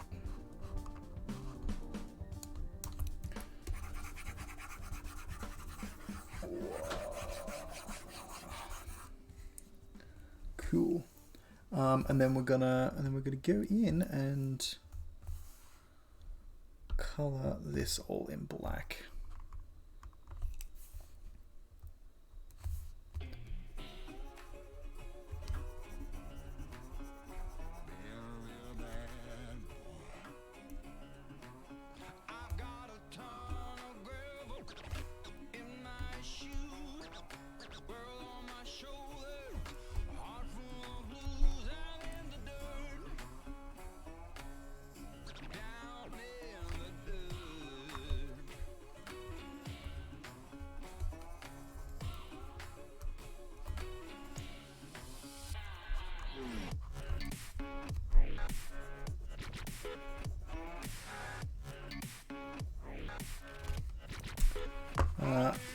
In case anybody asks, I have no idea what this is either.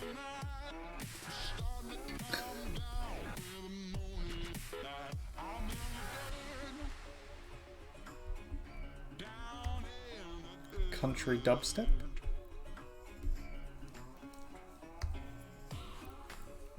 Country step.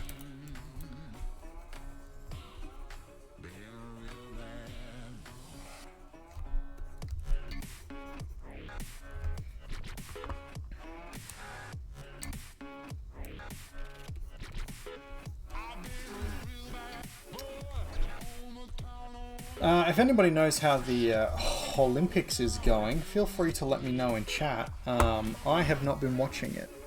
I don't actually know if it started yet or not.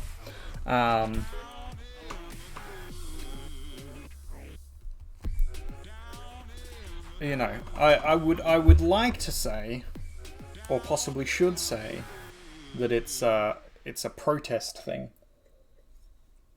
That I'm boycotting it because of China's terrible human rights records. But really, I just haven't cared enough to look at it. Mush skull. So if anybody knows where we're up to with that, that'd be great to know. So that's this image pretty much finished. I might come back and play with it a little more, fix up these mushrooms a little. I'm not sure I'm happy with this bottom one. Actually, I might just fix this now. Yeah, I'm just gonna fix this now. Fuck it. Fuck it. Erase.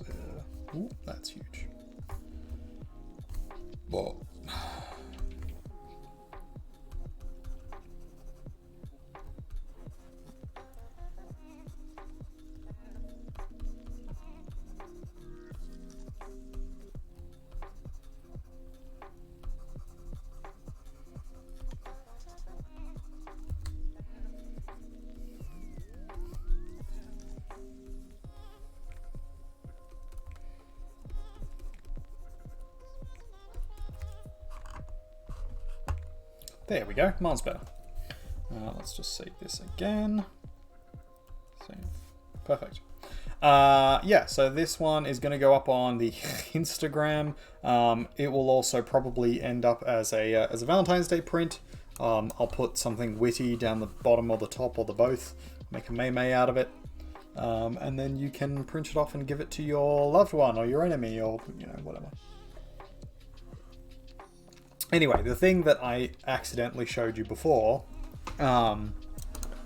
these two, I am illustrating a book that Lizzie Bell wrote about the moon, and a child, or children in general, but a child in particular. So these are the first 8 pages of the book. So this is sort of the rough idea of what things are going to look like. I'm still playing around with it. It's going to be kind of watercolory in feel. So I'm trying to keep close to that. These are basically just design sketches at the moment. They're not at all anywhere near close done.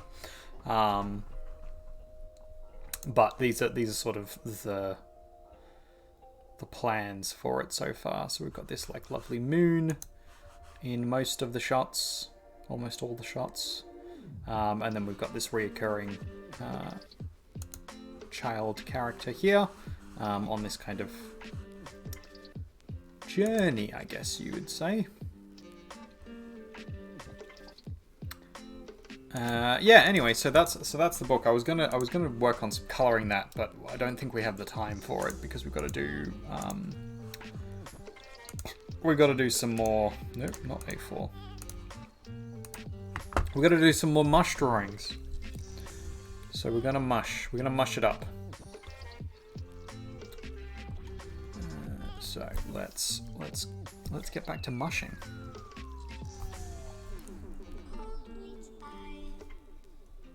I don't know what I want to draw, but I know it has to be mush related. So we'll start with our mush. I haven't drawn a shaggy cap yet, so there's a good option, I think. Shaggy caps are interesting.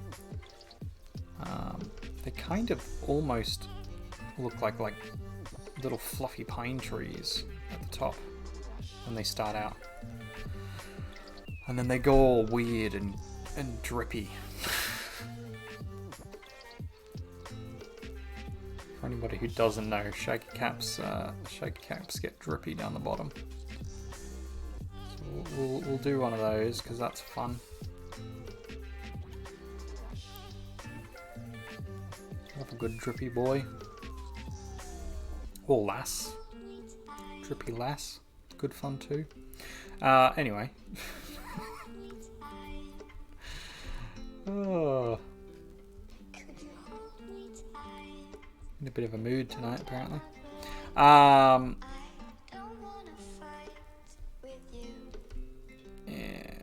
So there's our little mushy boy. So that's fun. We'll do that.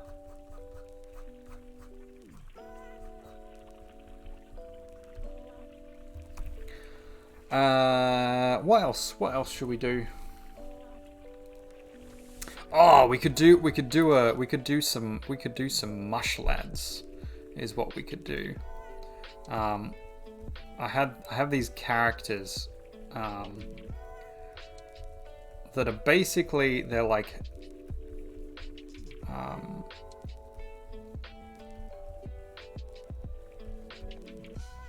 they're sort of self-plagiarized, really, because they started off as something else.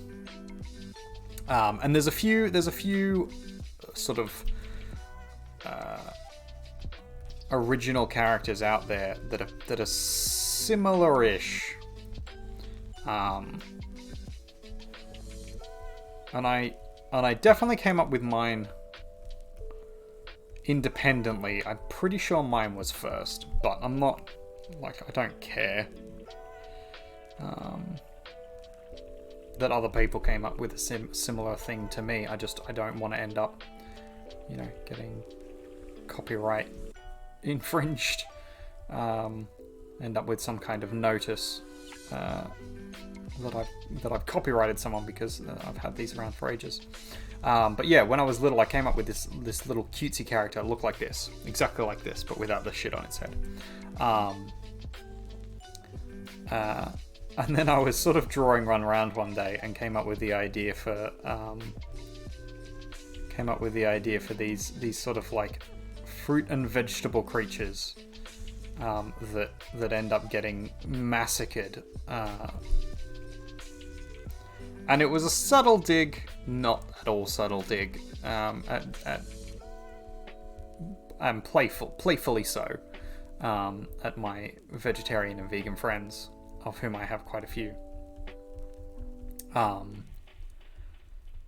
But it was in the vein of, if you've ever seen like Happy Tree Friends, of these kind of like cutesy, lovable characters that then descend into chaos. And I liked that bait and switch kind of idea of these really cute characters that then end up in fucking horrific situations. How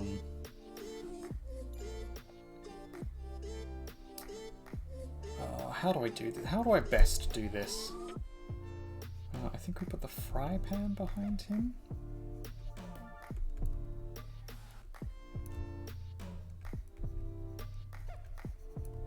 This might need to be a whole image in and of itself, I think. But we could probably, I can probably sway it. There we go. There we go. Now it looks like a fry pan.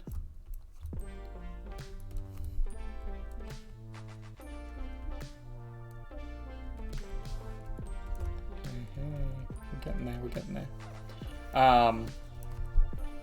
Yeah, anyway, so I came up with the idea for these creatures, and I've done for Drawtober. I did a drawing with them in, and it's it's one of the ones that's received the most commentary on, because it's quite divisive. Some people think it's hilarious and love it, and some people are just like, "Oh my god, what's wrong with you?" But I think they're funny. So I'm going to keep drawing them. I'm a bad person. But yeah, so I made a book about the vegans, these people who would come along and try and kill these beautiful poor creatures, which was a dig at a friend. Who was sort of quite vocal in there, well, you're murdering things kind of deal. And I was like, well, so are you. But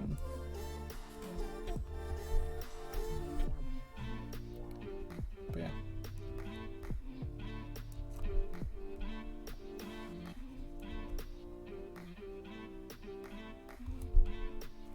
So that's the origin behind this little dude. This little chunky boy.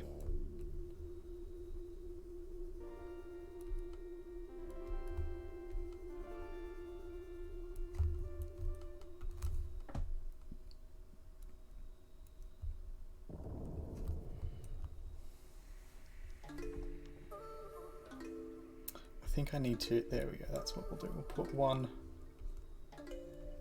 back here. It's like there we go. Now it works. Now you see. Oh, glorious. Bad person. Not actually, but it's some people think that I might be. And occasionally I'm inclined to agree with them.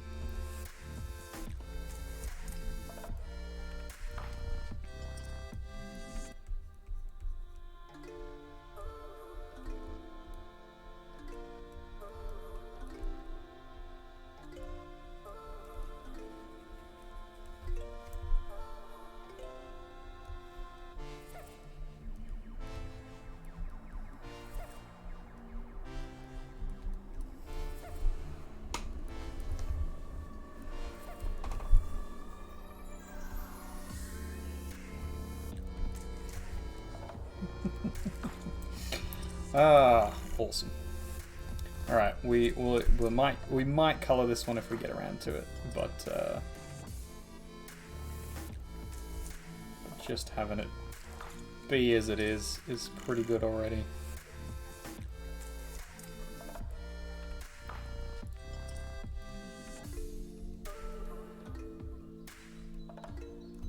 Yeah, that's pretty good. I like that. I like that. I like that.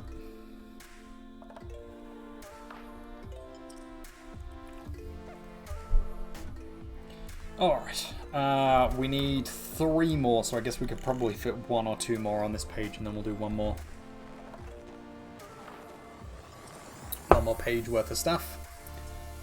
Oh, I don't know. I don't know.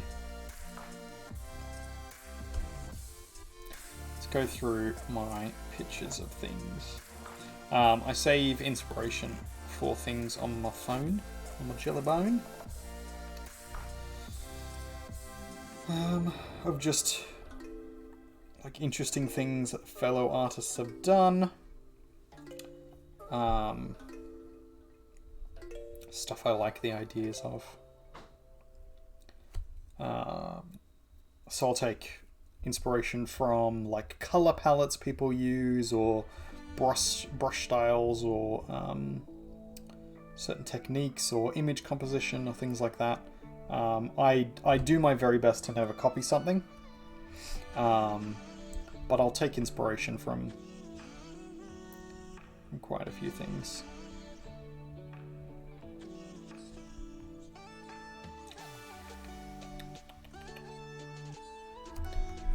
Yeah, that's a thing we could do.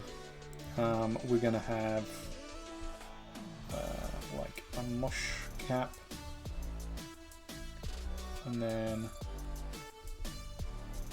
a little bit of bite there, and then a lip.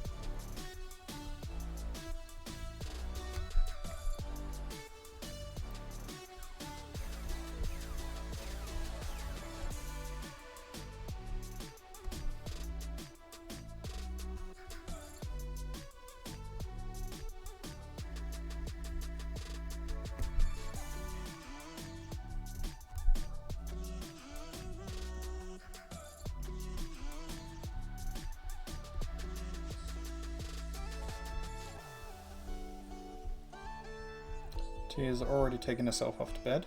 She has decided that she has had enough of the day. And honestly, I can't blame her. Hasn't been a particularly bad day for me, actually, I'll be honest. Done a lot of relaxing today. Lizzie Bell is gone to work. She's been doing a night shift, so she spent all day sleeping and relaxing, catching up on sleep that she will not get tonight. I did a little bit of housework and mostly just relaxed with her, so my day's been super chill. And I do occasionally feel bad about it. I'm sort of at the point in my life where I know what I want to be doing with it, I just haven't been able to get that working yet. And that makes it a little harder to want to do the pushing really hard to like do other work thing. So like I'm a high school teacher, and it's no surprise to anybody that I dislike it. Do not enjoy teaching. It is not for me. And it's not for me very specifically in that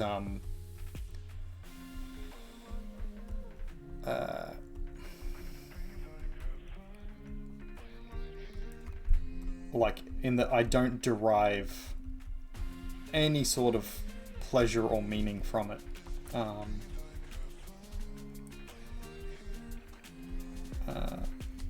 So it's not something that's really tenable long term. Like I can do it, and if I needed to, for money, like if I literally couldn't get another job, I could do it long term, but it's soul destroying. and it would continue to be soul destroying.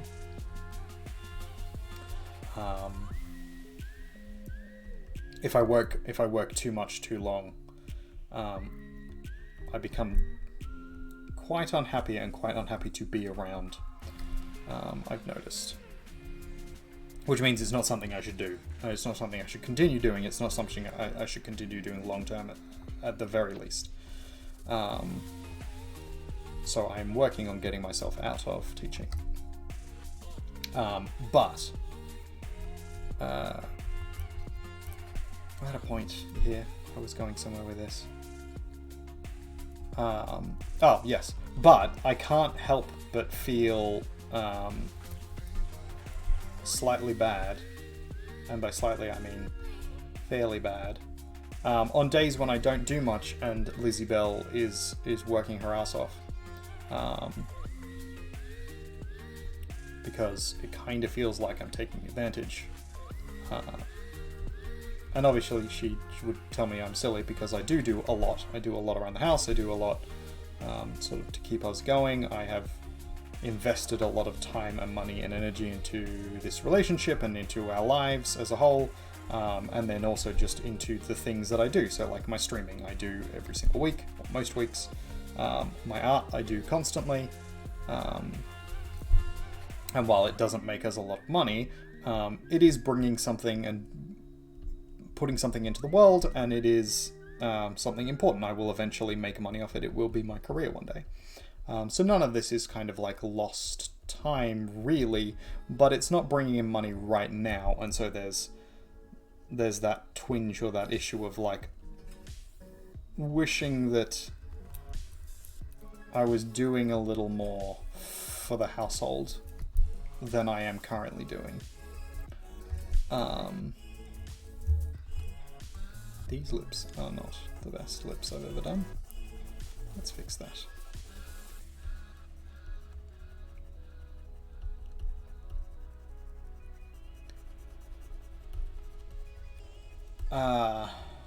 But I kind of can't help feeling like I'm not doing enough. And part of me recognizes that because I feel that way, then clearly I'm not taking advantage, because I'm, I feel bad about the days when I don't do as much, but I'm still clearly doing stuff. I'm still, keeping the house running. I'm still making sure that, the dog's good. I'm making sure that I'm healthy and that Mel's healthy. I cook the meals and all that kind of stuff. Like a house husband. I'm a house husband. Happily house husband. But because of society and how, I'm bred to be and how I grew up, the not doing the work thing, not providing for the family is still a thing that I'm like, I really should be putting more effort into that kind of thing. And you could say that, that's toxic masculinity talking and blah blah blah, the patriarchy, and but like, it's hard to not listen to those thoughts, and it's hard to not get sucked into that sort of way of thinking, especially because a lot of the people who kind of taught me to be that way, or encouraged me to be that way, were people I really looked up to. A lot of them women. And so it's hard to get that out of your head.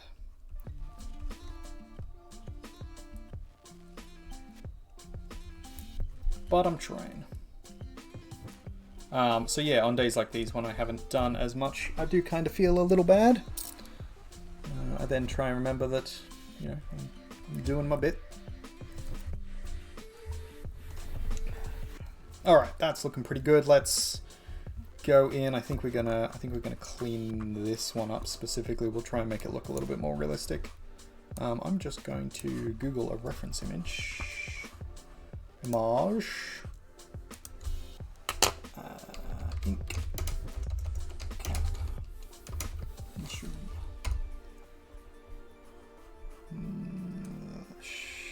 Yeah, that's it. Pink cap, shaggy cap. Shaggy mane.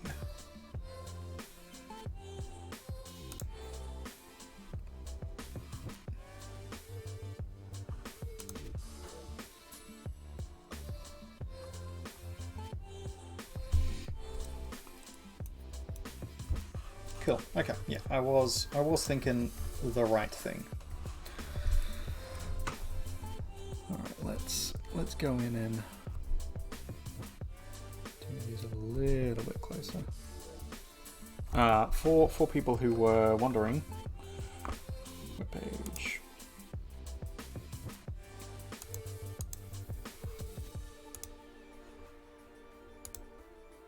There we go. That's what we're looking at. These funky boys, and then there's specifically the shaggy ones. So like these guys, the ones that we were looking at as inspiration for this one. So that's what we're working on. So let's get into that.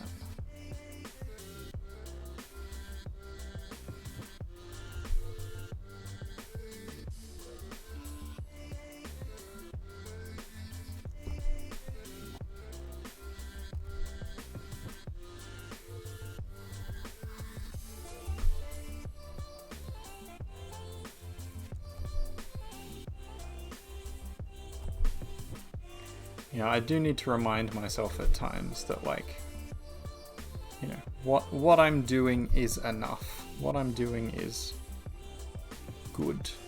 But then there's also a part of me that's like, well, you know, if I was trying a little harder, if I was doing a bit more, potentially I could be further along the path of where I want to be.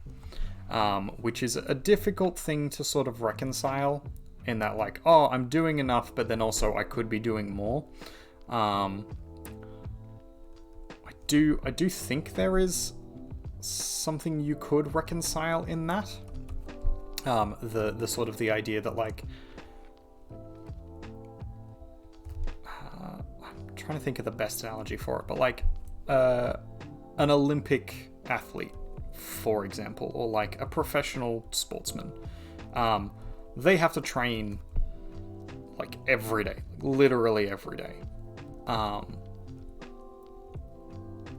And if I was honest with myself, I'm not at that level, and I don't think I ever want to be at that level. So it's fine to not push myself to the limit to get things done, because I don't actually want that. That's not what I want from my life. I don't want to be a CEO. I don't want to be an Olympic athlete. I don't want to be a super famous artist. I don't want fucking everybody in the whole world to know my name. That's not what I want for my life.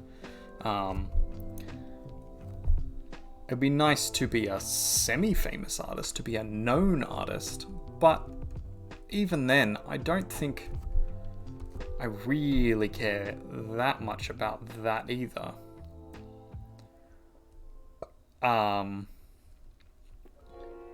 What I do care about is being a good artist, and that people who see my stuff, you know, like and appreciate the effort that I put in. And that there's like a recognition of the effort, the time and the effort that goes into the things I do, and that they enjoy it. Like, I stream these things because I think people would enjoy them, and because I'm already doing them anyway. And I post my stuff online because I think people will enjoy it, not because, you know, I want to get famous from it or whatever. Be nice if I could make money off it, but that's kind of a secondary goal to just having people enjoy the work, to having people see and appreciate it.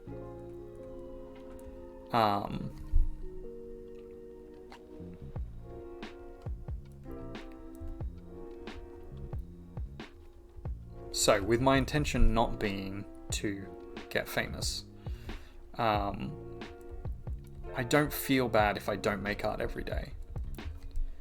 There is definitely a limit at which I'm like, I need to work or I need to make art. At the moment, that limit is once a week because I am streaming the artwork that I make.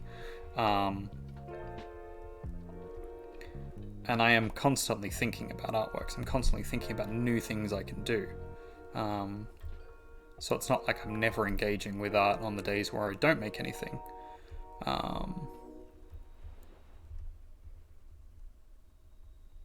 But I'm definitely not making artworks every single day, and I could be. I'm not, doing tutorials and like making myself do studies and practice and that kind of stuff every single day. So I'm not improving to the degree that I could. And maybe I should at some point do that, or at least do more of it. I would love to be able to make art every single day and not have to worry about, working and other things. Like if that was my job 24/7, so good. And I would get significantly better, significantly quicker.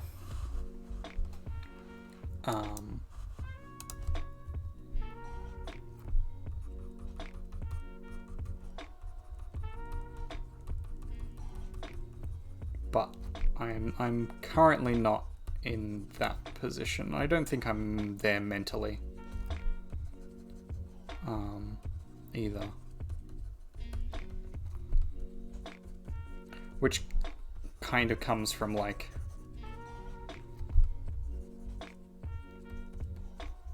my attitude towards it, that like I don't care as much if it turns into something full-time. But if I want it to be one day, then I should start taking it more seriously, and that's the issue I have with this mindset that I've got. That like if I tried a little harder, I could turn this into my full-time job. I really could. I know I could. If I tried a little harder and really pushed, I could be a tattoo artist right now. Could quit teaching. But that's a level of effort that I'm not sure I'm willing to put in. And it's a level of going outside of my comfort zone that I'm not sure I'm comfortable with. In the kind of ironic, well, duh sense.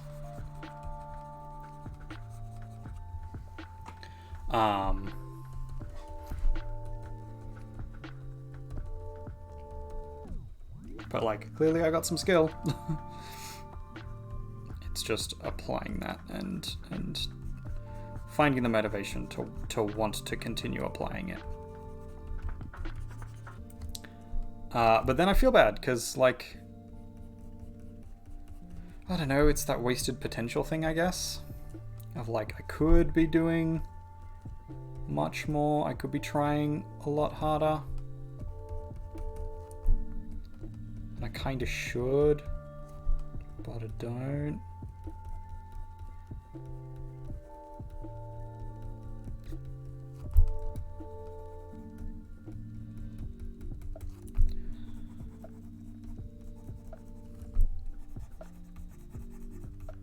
And given how much I both say and do actually want to be a tattoo artist, like say I want to be a tattoo artist, but then also do actually want to be a tattoo artist, I should be trying a lot harder than I am to get where I want to, because I know the industry is based on effort input and not just like, and also like right place, right time kind of thing. But like, if I'm not out there pushing for it, if I'm not out there showing that I want it, that I'm hungry to get in, that I'm dedicated to doing it, if I'm not out there paying my dues, and working the crappy jobs or pushing for the apprenticeship or whatever, then I'm not going to get it.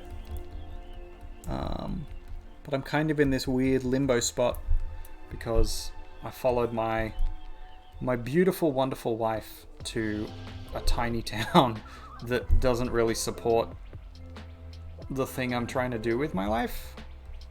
And this is not at all to say it's her fault. She has been super supportive. I could not possibly be where I am without her. I'm the luckiest fucking man in the world, for sure. She's amazing.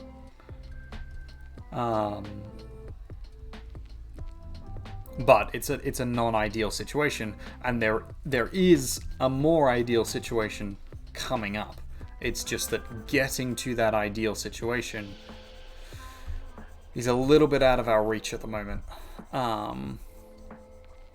Namely, getting to Melbourne, because getting to Melbourne kind of solves a lot of the problems for me.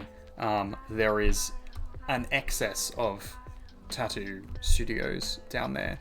There is an excess, especially where we're going to be living, of ways and places to get to like better artistic opportunities for me.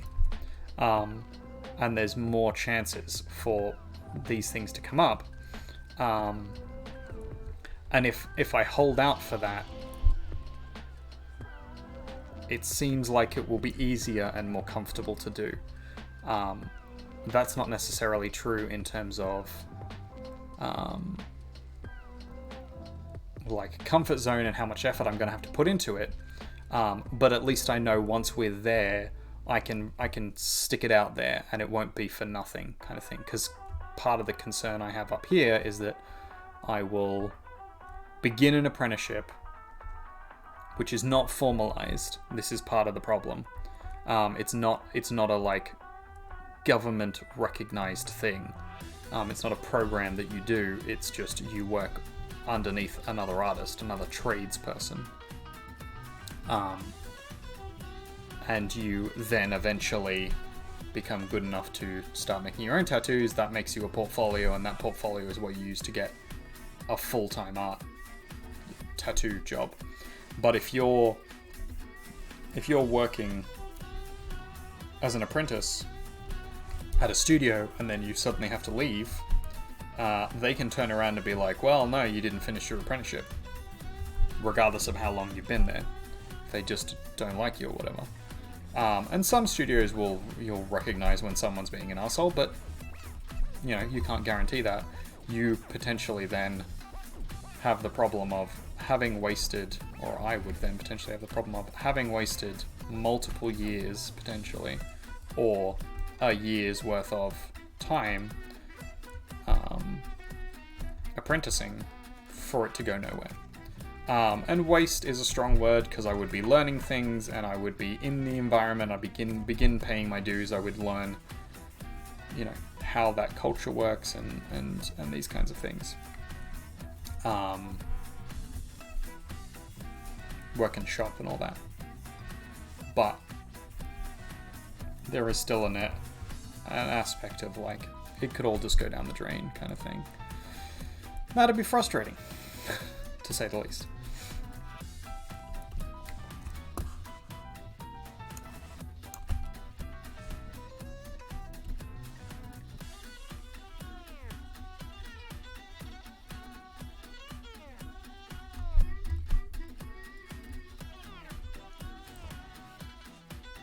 Save the work, thank you very much.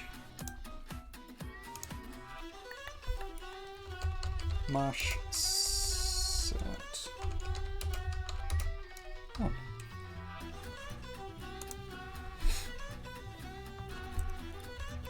I don't think my computer's gonna break down and freak out, but this is a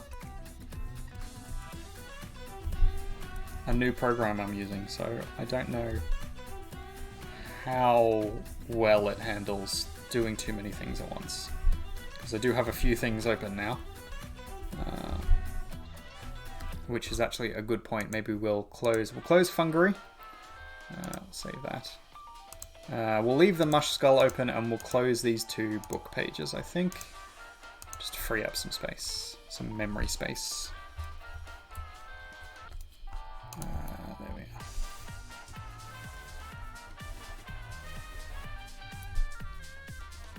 Thank you, Cog. Much appreciated. How is your hunting? If you are doing well. I am rambling on about what I feel like I should be doing versus what I am actually doing.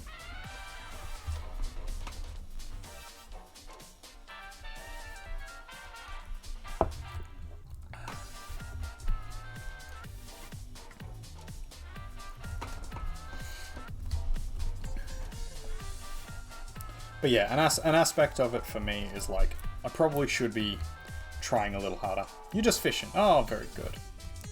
Happy fishing. You sold the treasure and all that. Now you're just fishing away life's troubles. Oh, very good. How are you feeling, by the way? How's your day been? Other than just tiring.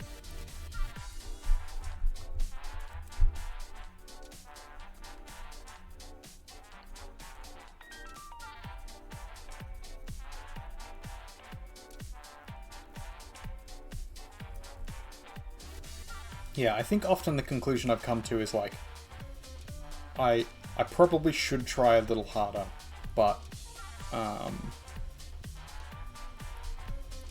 also shouldn't stress or sweat myself of, you know, the fact that for the last year or 2, I've been pretty relaxed about my life, and I've taken to just being a house husband and a streamer and not really worrying about much else. I think that's probably fine. Having cut back from teaching has made me significantly happier, and, you know, working on being an artist, being a tattoo artist, slowly I think is treating me well. If I can push that a little harder, I probably should, and I'm probably going to. But I think for the moment, I'm doing okay just now, right this minute.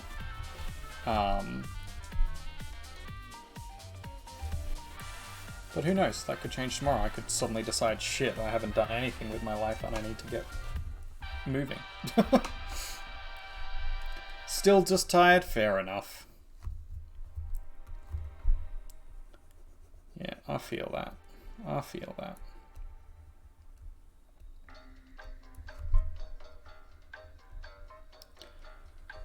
I clearly need to do more art, though.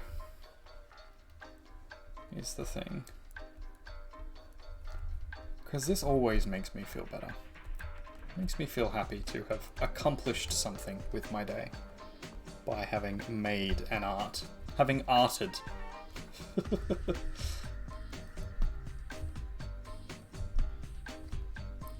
So I think that's the trick. I think that's what I'm going to have to do.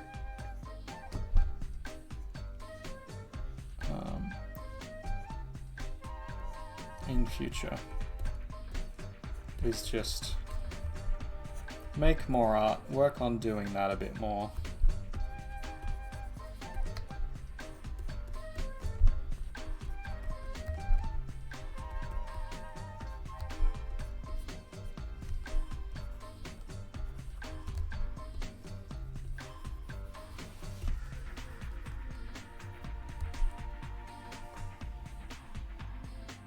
You did a little art today, very good. Didn't take it too far, just got the initial bits down. Trying to keep on the schedule to have our next vid within a few months. Good. Well, I am happy to keep working on that with you. I don't always prioritize it as much as I otherwise could, but I do enjoy doing our little video and our animations and stuff. It's good.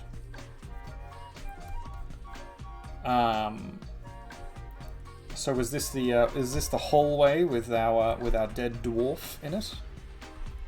Is that what you were working on? 'Cause that looked pretty good, gotta say. Your art is improving, Cog, my boy. That's the one. Cool. Yeah, I like that. I agree with your initial assessment that potentially the dwarf needs to be a little bigger for the size of the hallway. Just trying to get the perspective right. Yeah, perspective is always a tricky one. Whenever we teach it in school, it usually takes a few weeks before the kids get a proper grasp of it. And then even after they've got a proper grasp of it, there's still a bit of like, it's not super intuitive to most people.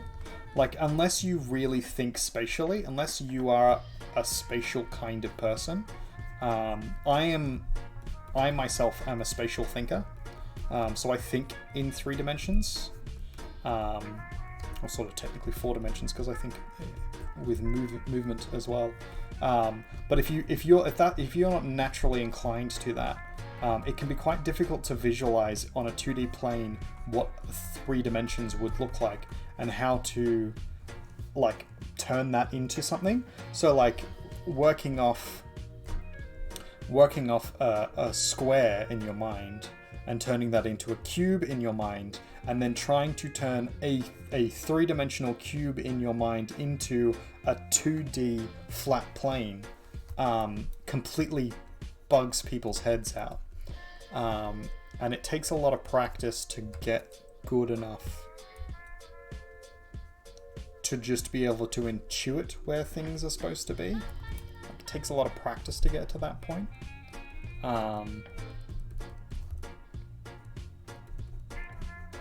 So I begrudge no one for struggling with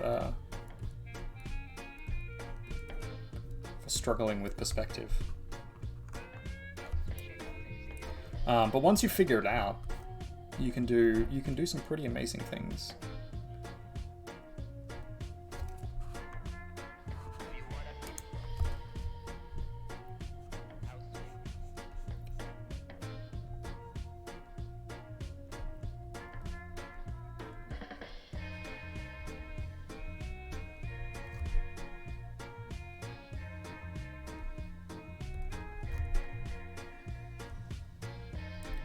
But the trick is learning how to do it properly. Or at least practicing doing it properly, because even after you've learnt it, you have to keep doing it to be able to get it working proper, good and proper.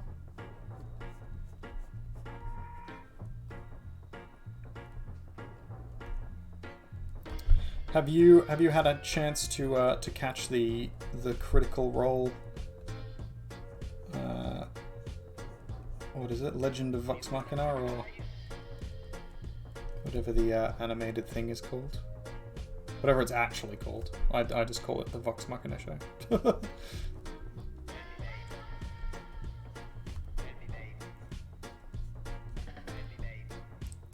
It's on Prime. You don't think you have that at the moment? Well, there are always other ways to...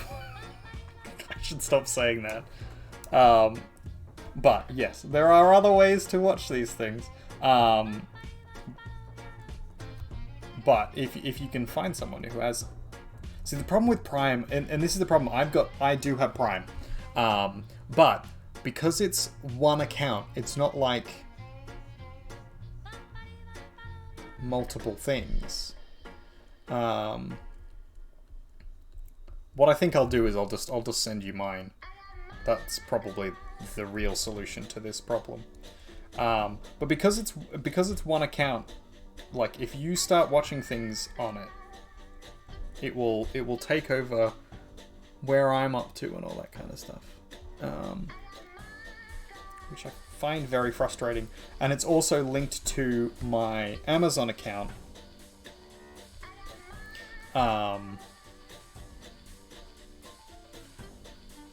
If you've not used your free trial, you get 30 free days, which if you start it now, you'll be able to watch the whole series before the end of the trial.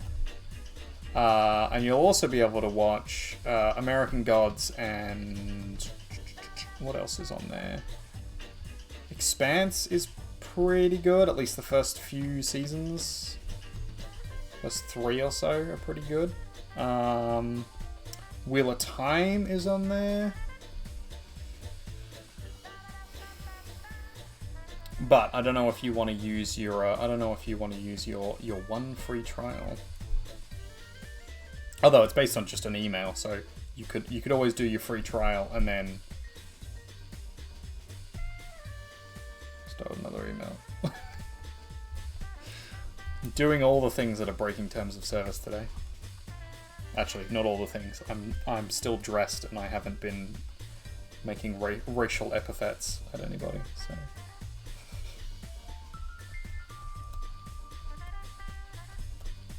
There's a controversial topic there, which I really want to talk about, but I'm not going to, because, oh boy, it could get me in trouble.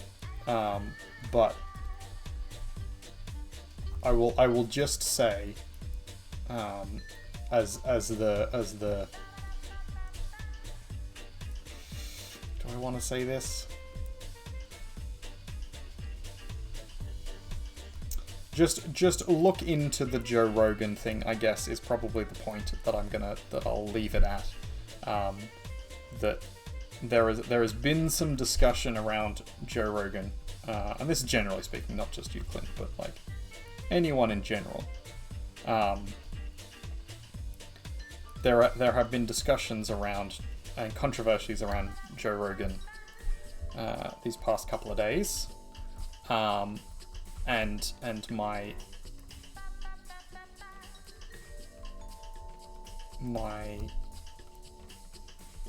addition to that conversation would basically be, go and actually look up before you make a decision about whether or not you think he's a shit or not. I would go and actually listen to what he has to say about it, and try and find out as much of the context as possible for all of the things that are being said, because there's a lot of people I know who have listened to like sound bites, essentially, like just a little bit of his talking or his conversations taken almost entirely out of context, and then have used that as the basis to mar him, basically, to denounce him. In the same token, his supporters have sort of not really listened to his point and are just basically trying to say, no, anybody who disagrees with them or him is wrong. And I don't think that's the most useful point of conversation at this point. But it's kind of the same thing with Jordan Peterson as well, is another one. That like people hear his name and will already have an opinion formulated in their head, rather than actually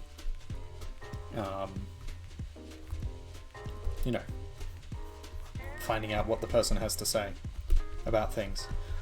That's not to say I necessarily agree with either of them, but that there's very clearly more to the story than people are letting on both sides, and that maybe a little more nuance would be helpful.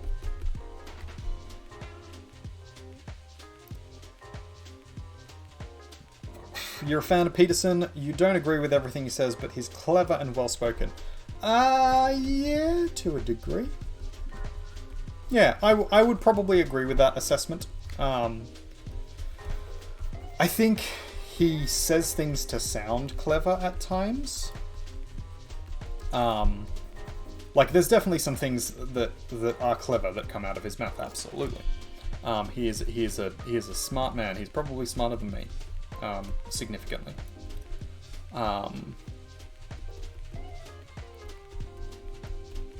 but he definitely does say things to sound smart at times, and that can make it more difficult because he will say things in a way that he really could have said more concisely, and so that opens him up to criticism quite easily, because he'll often talk in memes, and he'll talk in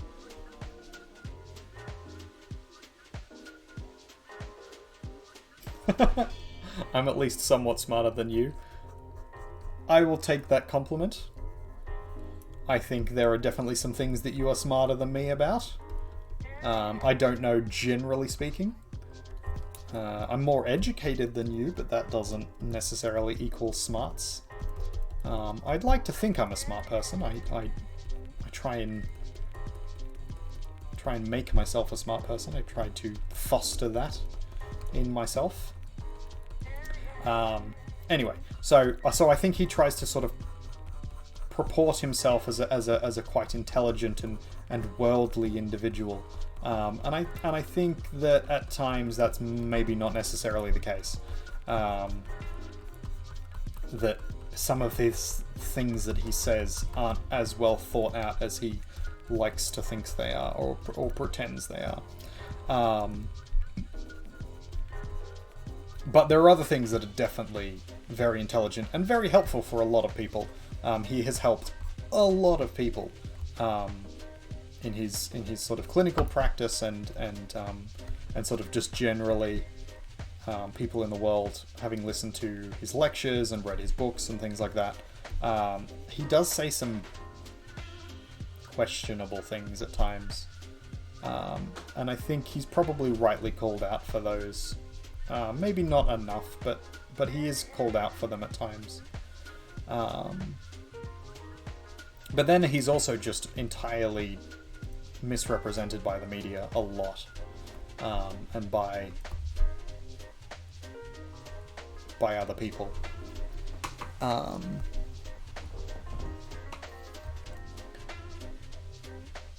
so that's a difficult thing. But he's definitely no saint. He's definitely no.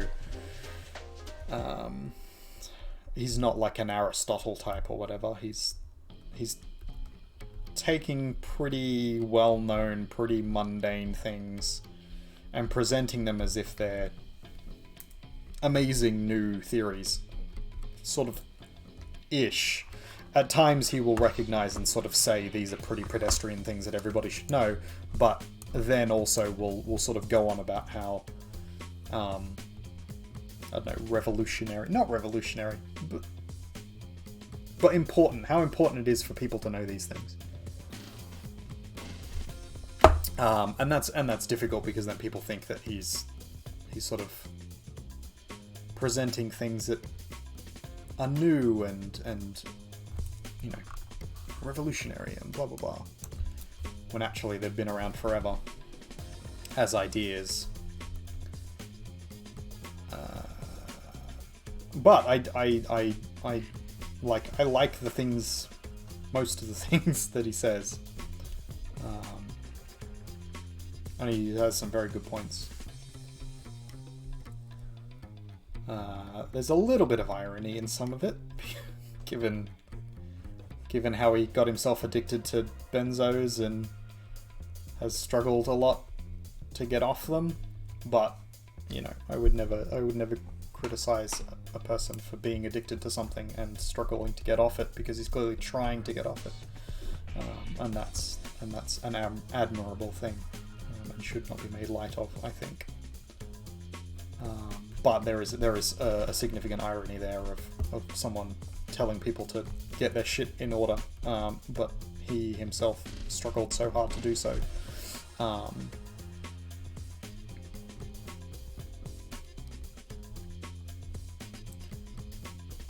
But that's sort of the idea, the point of his sort of talking a little bit, is that like getting your life in order is difficult, but it's important. Like, if you're going to do it, if you're going to have a life, you kind of need to get it together. You kind of need to get your shit together. Because if you don't, then what's the point? which I think is a very reasonable point to make. Okay, so those are 3 more artworks. I don't think I'm going to colorize them. I think they're probably good enough as are. So there's 4 altogether. We've done this lovely skull, which is going to be the sort of the centerpiece of today's work, and then we've got these 3 other good drawings. I'm liking how they turned out.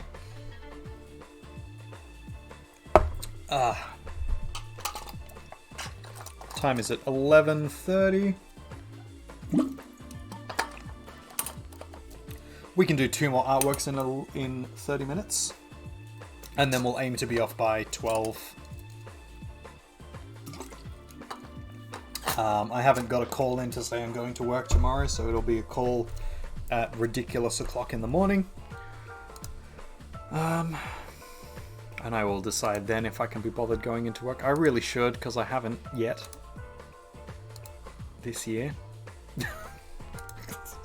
How ridiculous is that a thing to say? I haven't been to work this year. Technically, this is my work as well, so I have actually been to work. But, there it is. I have actually been into work because I've been here doing this, and I've been house husbanding, which is also my job. But the other side of that is I haven't been teaching, just because there's been no work. So that's a thing. What do I want to do here? I think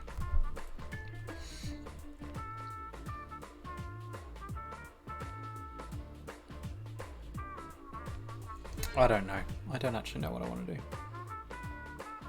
You've been learning things about science? Well, lay it on me, Daddy-o. What awesome things about science have you been learning? Oh, I know what I want to draw now. Thanks for that, Cog. Not eraser.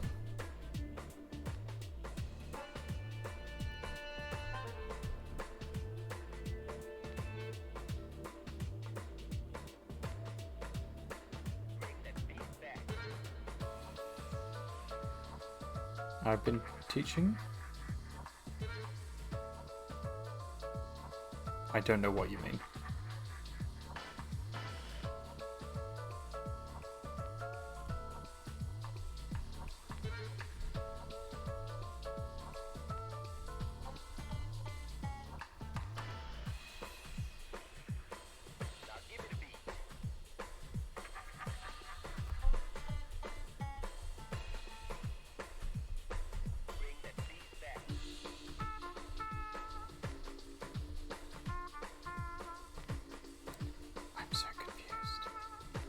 Did you learn something about science? Or am I going to teach you something about science? Maybe I should have a teach me something redemption.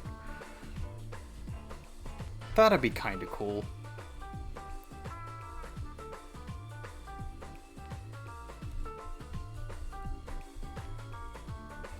I don't think I want it to be super droopy actually, but ugh, what have I done? I've done the thing again. I'm stupid. Stupido. Let's get rid of all of this. Let's just draw over it with white. We'll start again. Bop, bop, bop. Layer 2. There we go. Let's try this again. From a little closer. Yeah, you were saying something about something. Sorry, I got confused as to where you were going with that. I think I interrupted and then didn't understand the answer. I definitely should. Yes. Okay, I will do that. I'll put it on my Oh, I taught you the difference between science and magic. Yes, I did. Which is very important to know the difference between science and magic.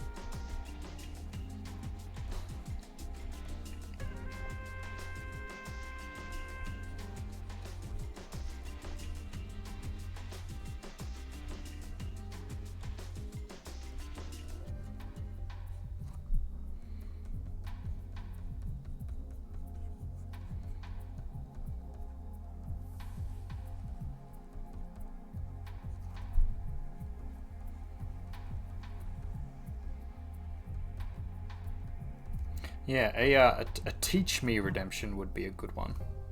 I think that could work quite well.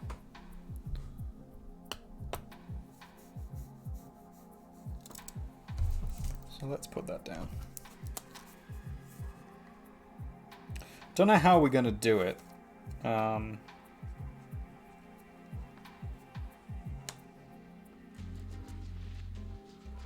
I think what we'll probably do with it is have like a series of topics you can pick from, or I can teach you the thing I'm currently doing. So if we're playing a game, I could teach you what we're currently doing in the game and why. If I'm doing drawing, I could teach you the current thing I'm doing with the drawing and sort of teach you how to do it, like do a run through of like a short tutorial of, you know, this is how you do this is why you do this way, kind of thing.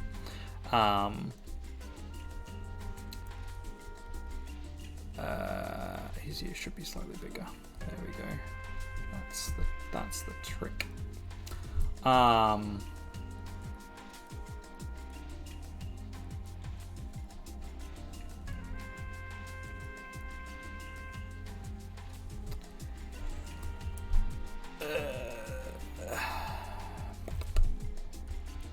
And then I think we should probably have like and then I'll probably have like a bank of a couple of interesting things that I know enough about to teach, that I can explain, which could be fun. So yes, I think that's a thing I'll do. That'll be good. How big is this? That's pretty big. I think. Oh, I know what we're gonna do. There we go. He's gonna be like buried in the ground, like a moleman.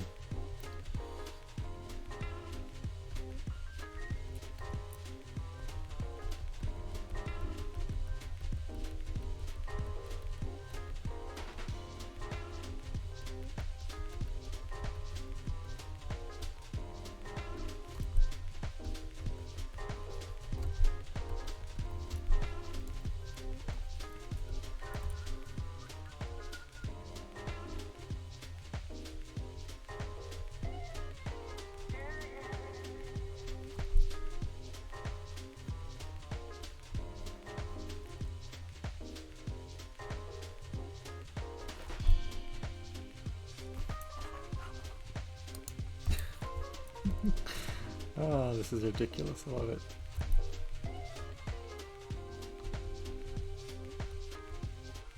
This is what I need to do more of. Just fucking weirdo characters and like odd shit.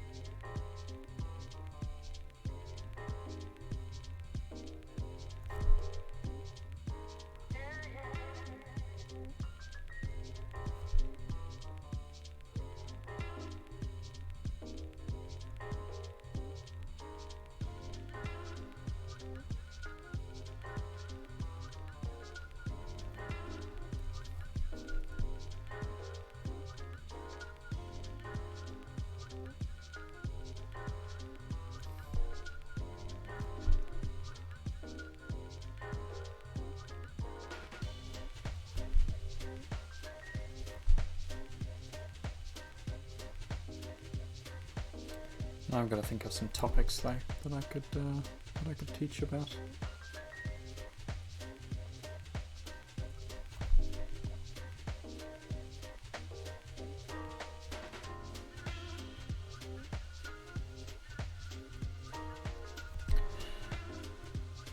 Because, like, I could do religion or art, but religion gets contentious.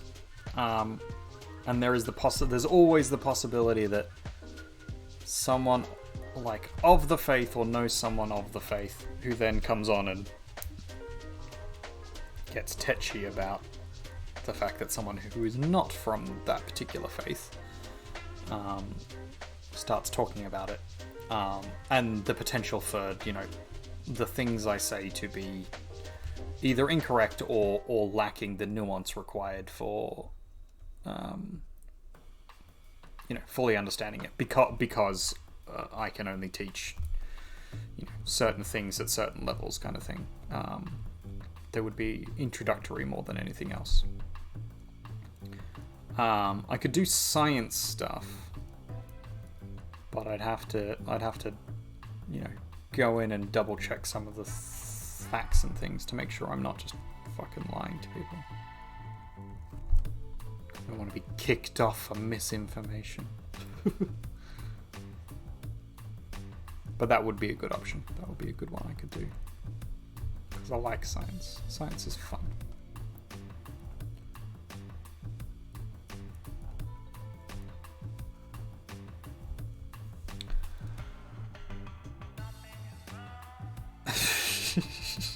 Thanks, Anime Steel. Aww. I appreciate it. I am awesome, and so are you.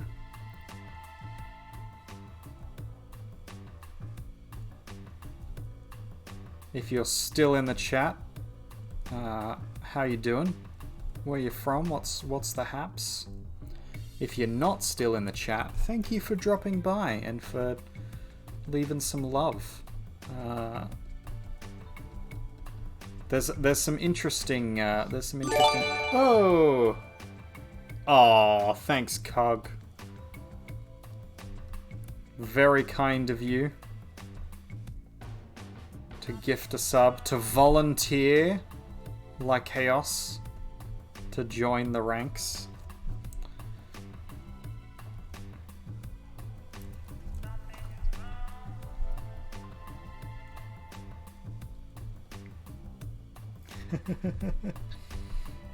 You can now use the sub emotes now, like Chaos. There's wiggly ones and all sorts. Also, Cog, there's some new follower emotes there as well. If you want to check some of those out, there's some fun ones.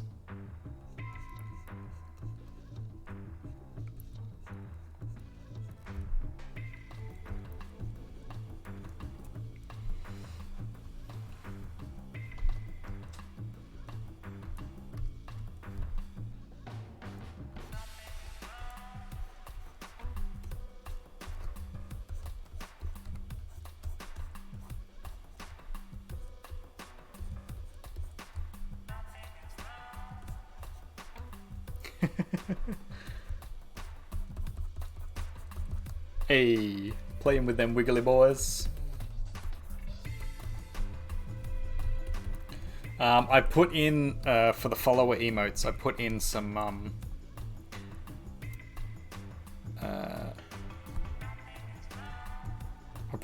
bees so that now everybody can bee raid with me.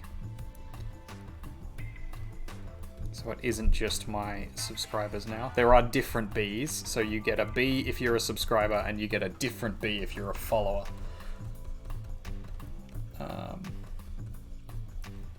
So that way it still feels special if you have subscribed, or if someone subscribes for you. In the case of Cog there.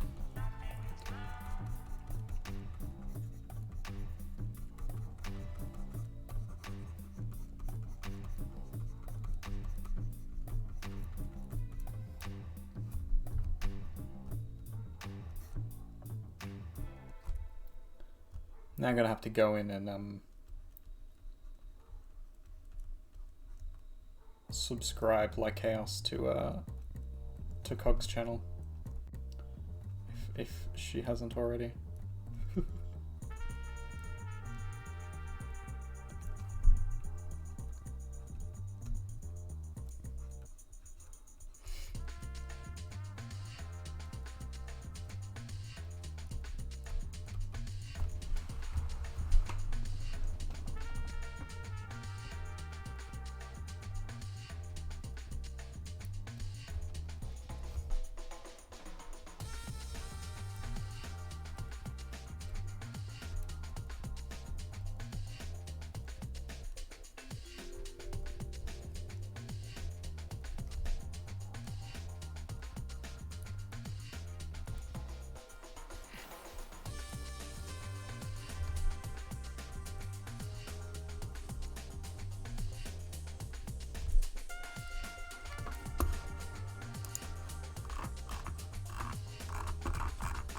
We're going back to the start again. We have. Oh, we've got to go a bit of way through.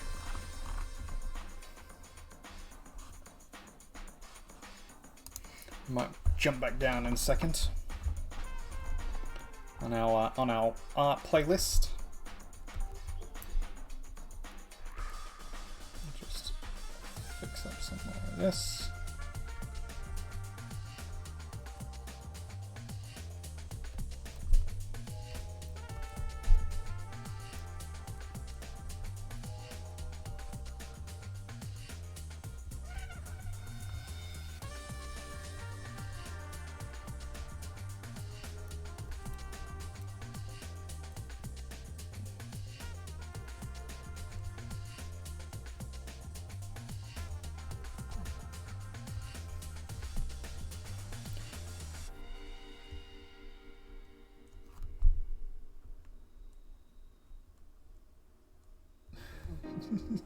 Mush head.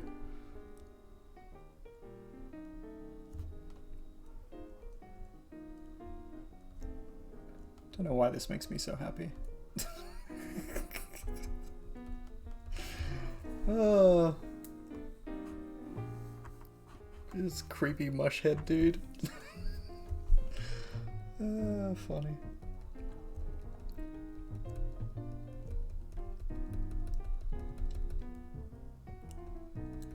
Love that, like, anybody who's not seen my content before would just be like, what the fuck is happening up there? Alright, one more. We're gonna do one more. What's left?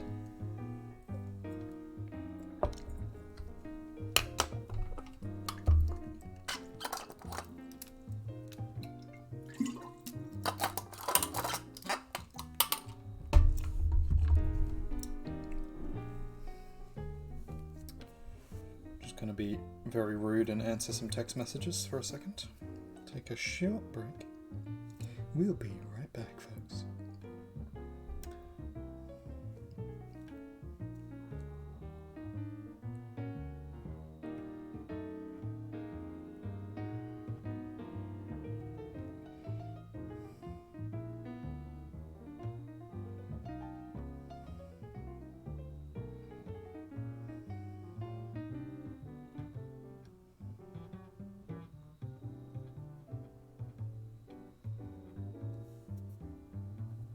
Lizzie Bell's found us a castle to live in as well. It's $2.6 million, so I don't think we're going to be able to afford it, but...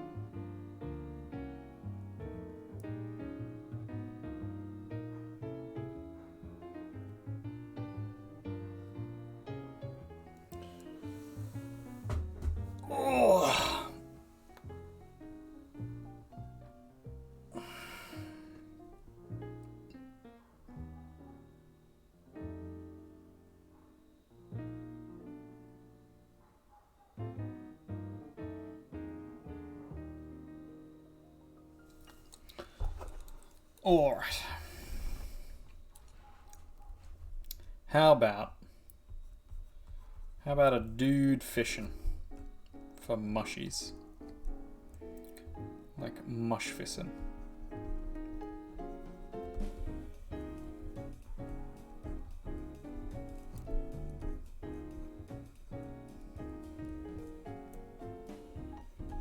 I got this little actually, let's start this again.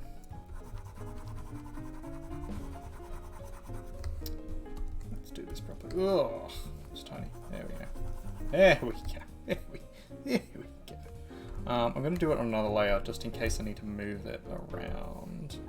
We want... Where's my brush? There is my brush.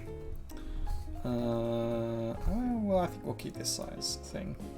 So we're gonna have like pond, not erase. Pond here. Amelia Pond, get your coat. I think we'll change it slightly. Not that way, no, like that. We've got this dude kind of just like chilling with a pipe. Fishing rod in his other hand. No, that's not going to do it. Oh, that's terrible. Why can I get this positioning correct? Anatomy studies. They're the worst. Because I want the proportion to be correct. But I still need him to be facing. Okay, so I need. Here's what I need. I need that to be the fishing line. Do I? Like that.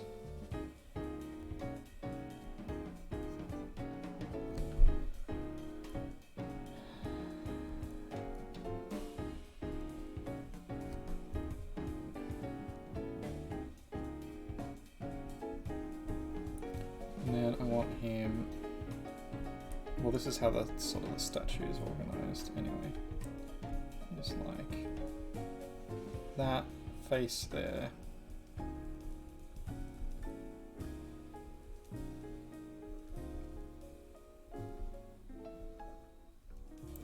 But I sort of also need him holding this, which then doesn't look right. No, I don't think we can use.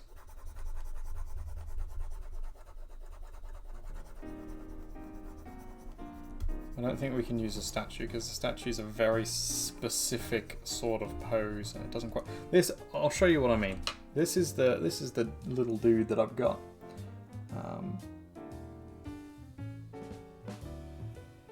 He's supposed to be for like a bonsai setup, but I just have him on my table because he's funky. I like him.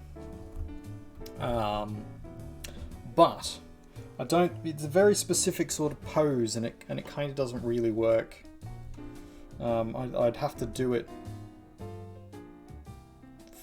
facing me, kind of, and that would kind of warp all the perspective, I think. So instead, we're gonna do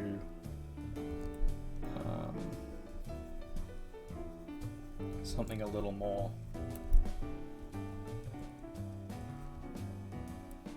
Something a little more relaxed, I think.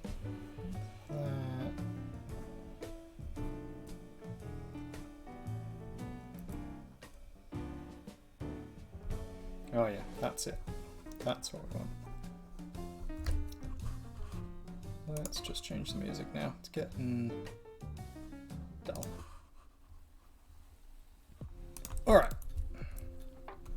Here we are, here we are, here we are.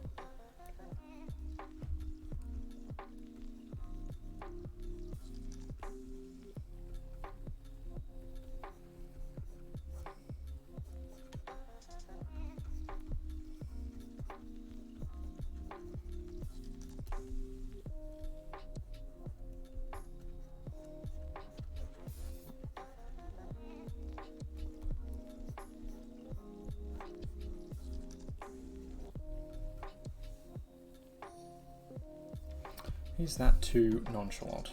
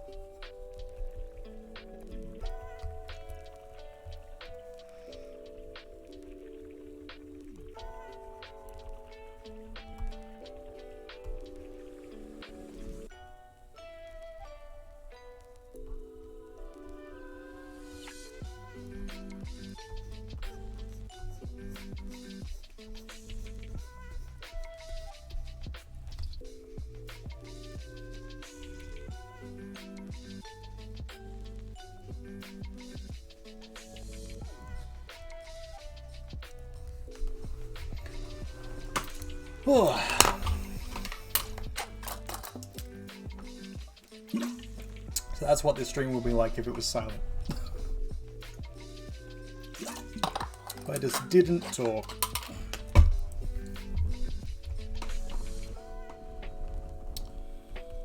Sorry, I got distracted by trying to figure out this man. I'm going for a kind of weird hobo look. Mushroom fisherman. Because the idea of mushroom fishing it tickled me for a minute. And so that's what we're doing.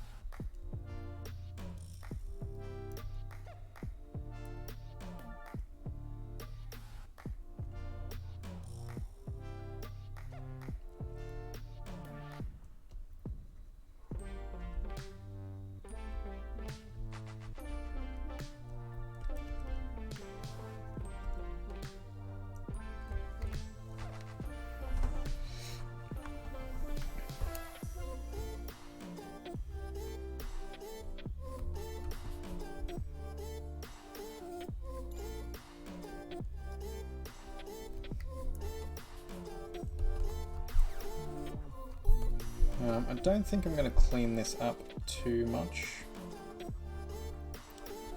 one, it is almost midnight. So we're going to try and get out of here before... Well, no, probably after. Probably a short bit after that. Because there's no way we... There's no way we finish this to a point that I'm happy with before then. But also I don't feel like I need to. I didn't work today, probably not working tomorrow, so...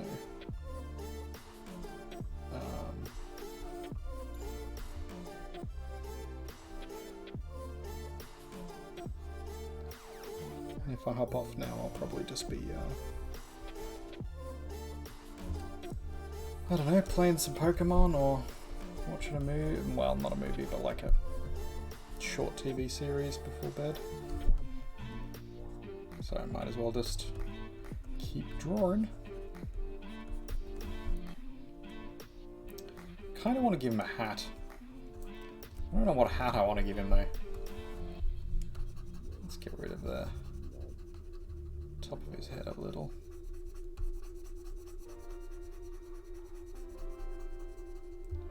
Maybe like a head wrap of some kind.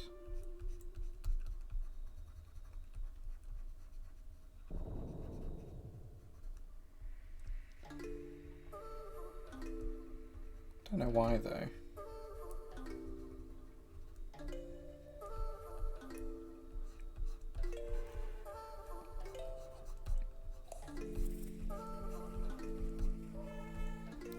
Kind of like that.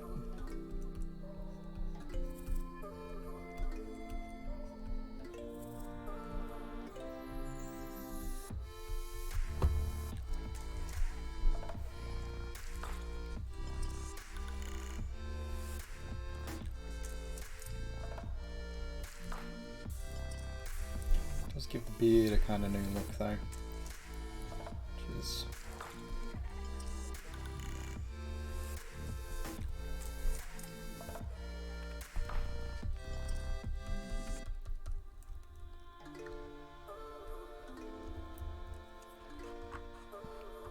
alright. Let's fix up this mush. I want to make it more interesting than it is, so let's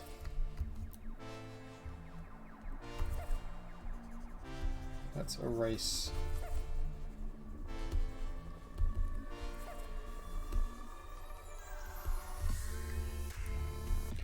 Actually, we'll erase that much. Because what we'll do is we'll make it a big one.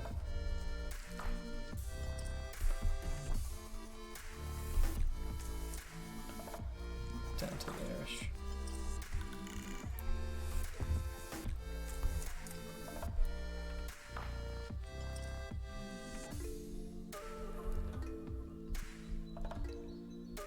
That's it. That's it.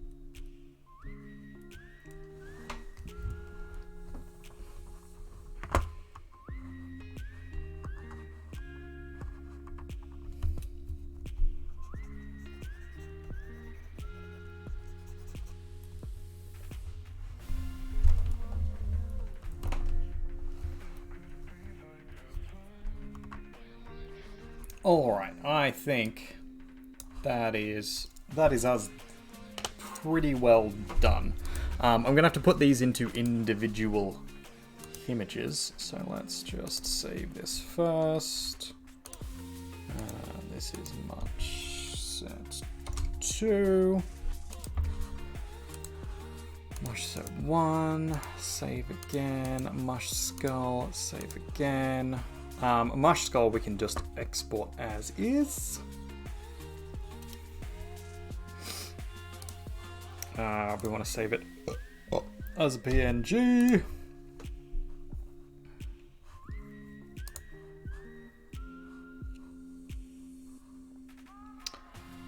Do I want to save this as high quality as I can? No, let's save it at 5% loss. Because we don't care if it's super high quality, do we?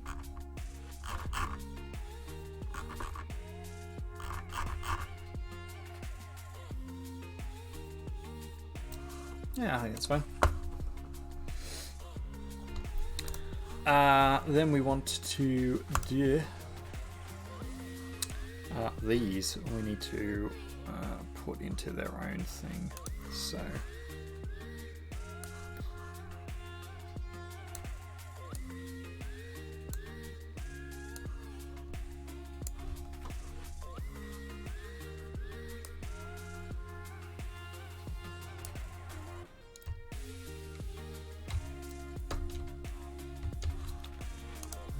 new,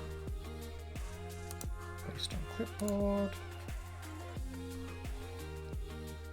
background layer, make it white.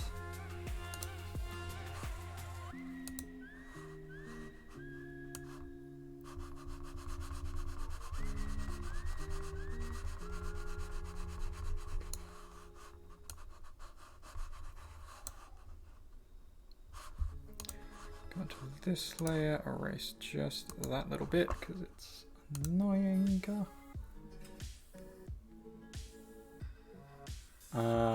Because we've already saved the set, what we're going to do is just export this as shaggy ink cap.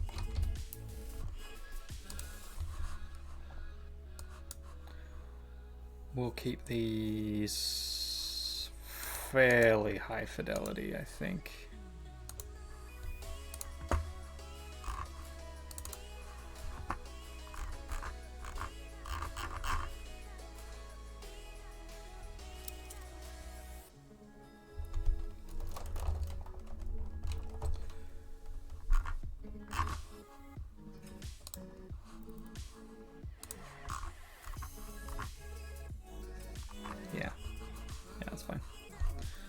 Close that. We don't want to save it. We want to do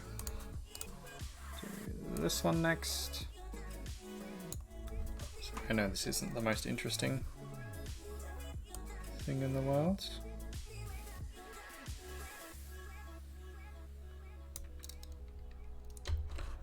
Copy.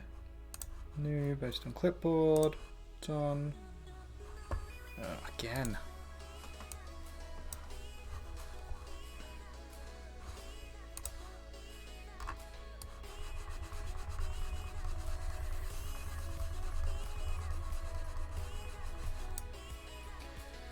Alright, that looks pretty good. We might crop it there.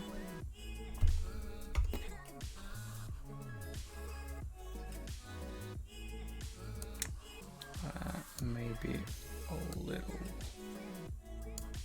further over. Yeah, that's better. Export.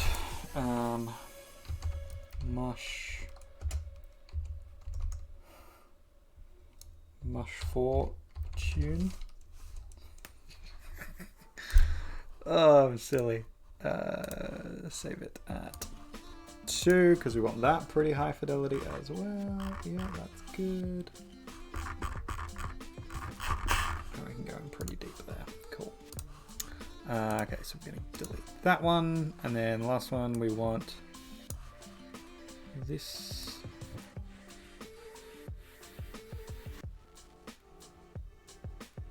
Like that, and then we'll just push it like that. Copy. New from clipboard. Same again. Paint layer on the background. We're going to just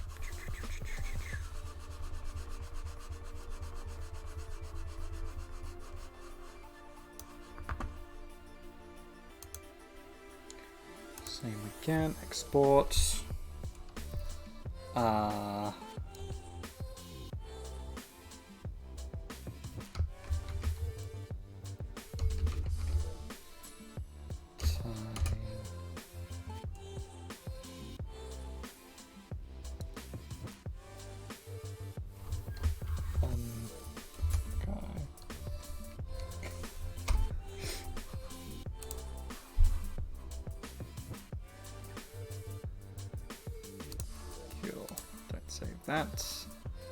That's done. We can save this and close mush set 1.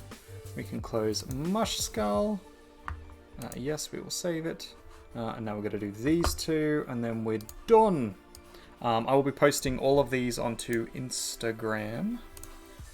So if you're keen to check them out there, feel free to do so. I will put the link in my chat in half a second. New from clipboard. Create. That is not what I asked you to do. No. Let's try that again. New from clipboard. Yes. I see why it's doing that. It is just taking the top layer. Alright, let's just white all this through. Export the mole man, the mush man.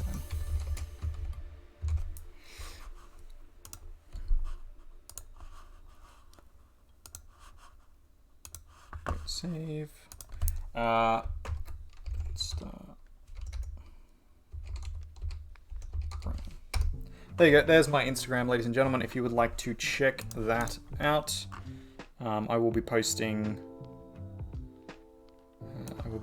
All of these on there. So no one's going to miss out.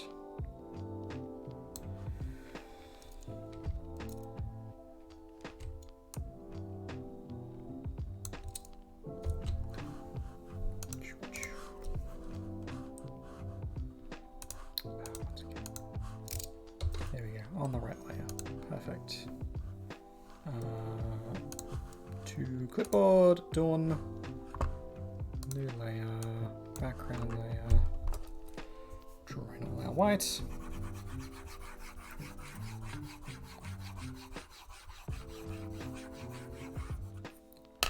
Beautiful.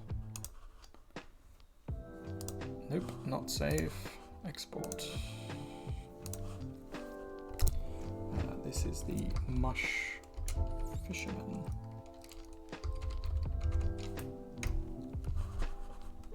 Cool.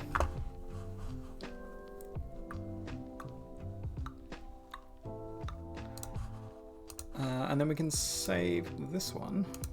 Done. All right.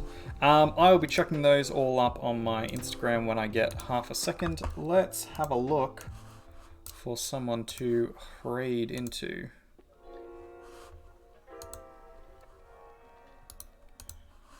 Back to Twitch.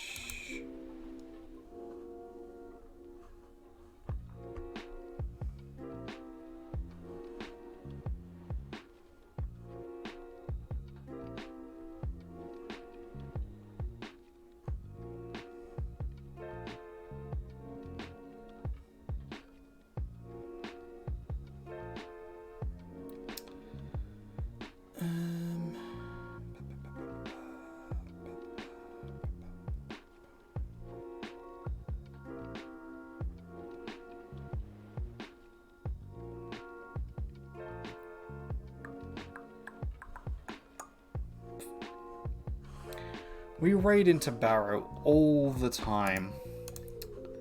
Kind of feel like we should check someone else out.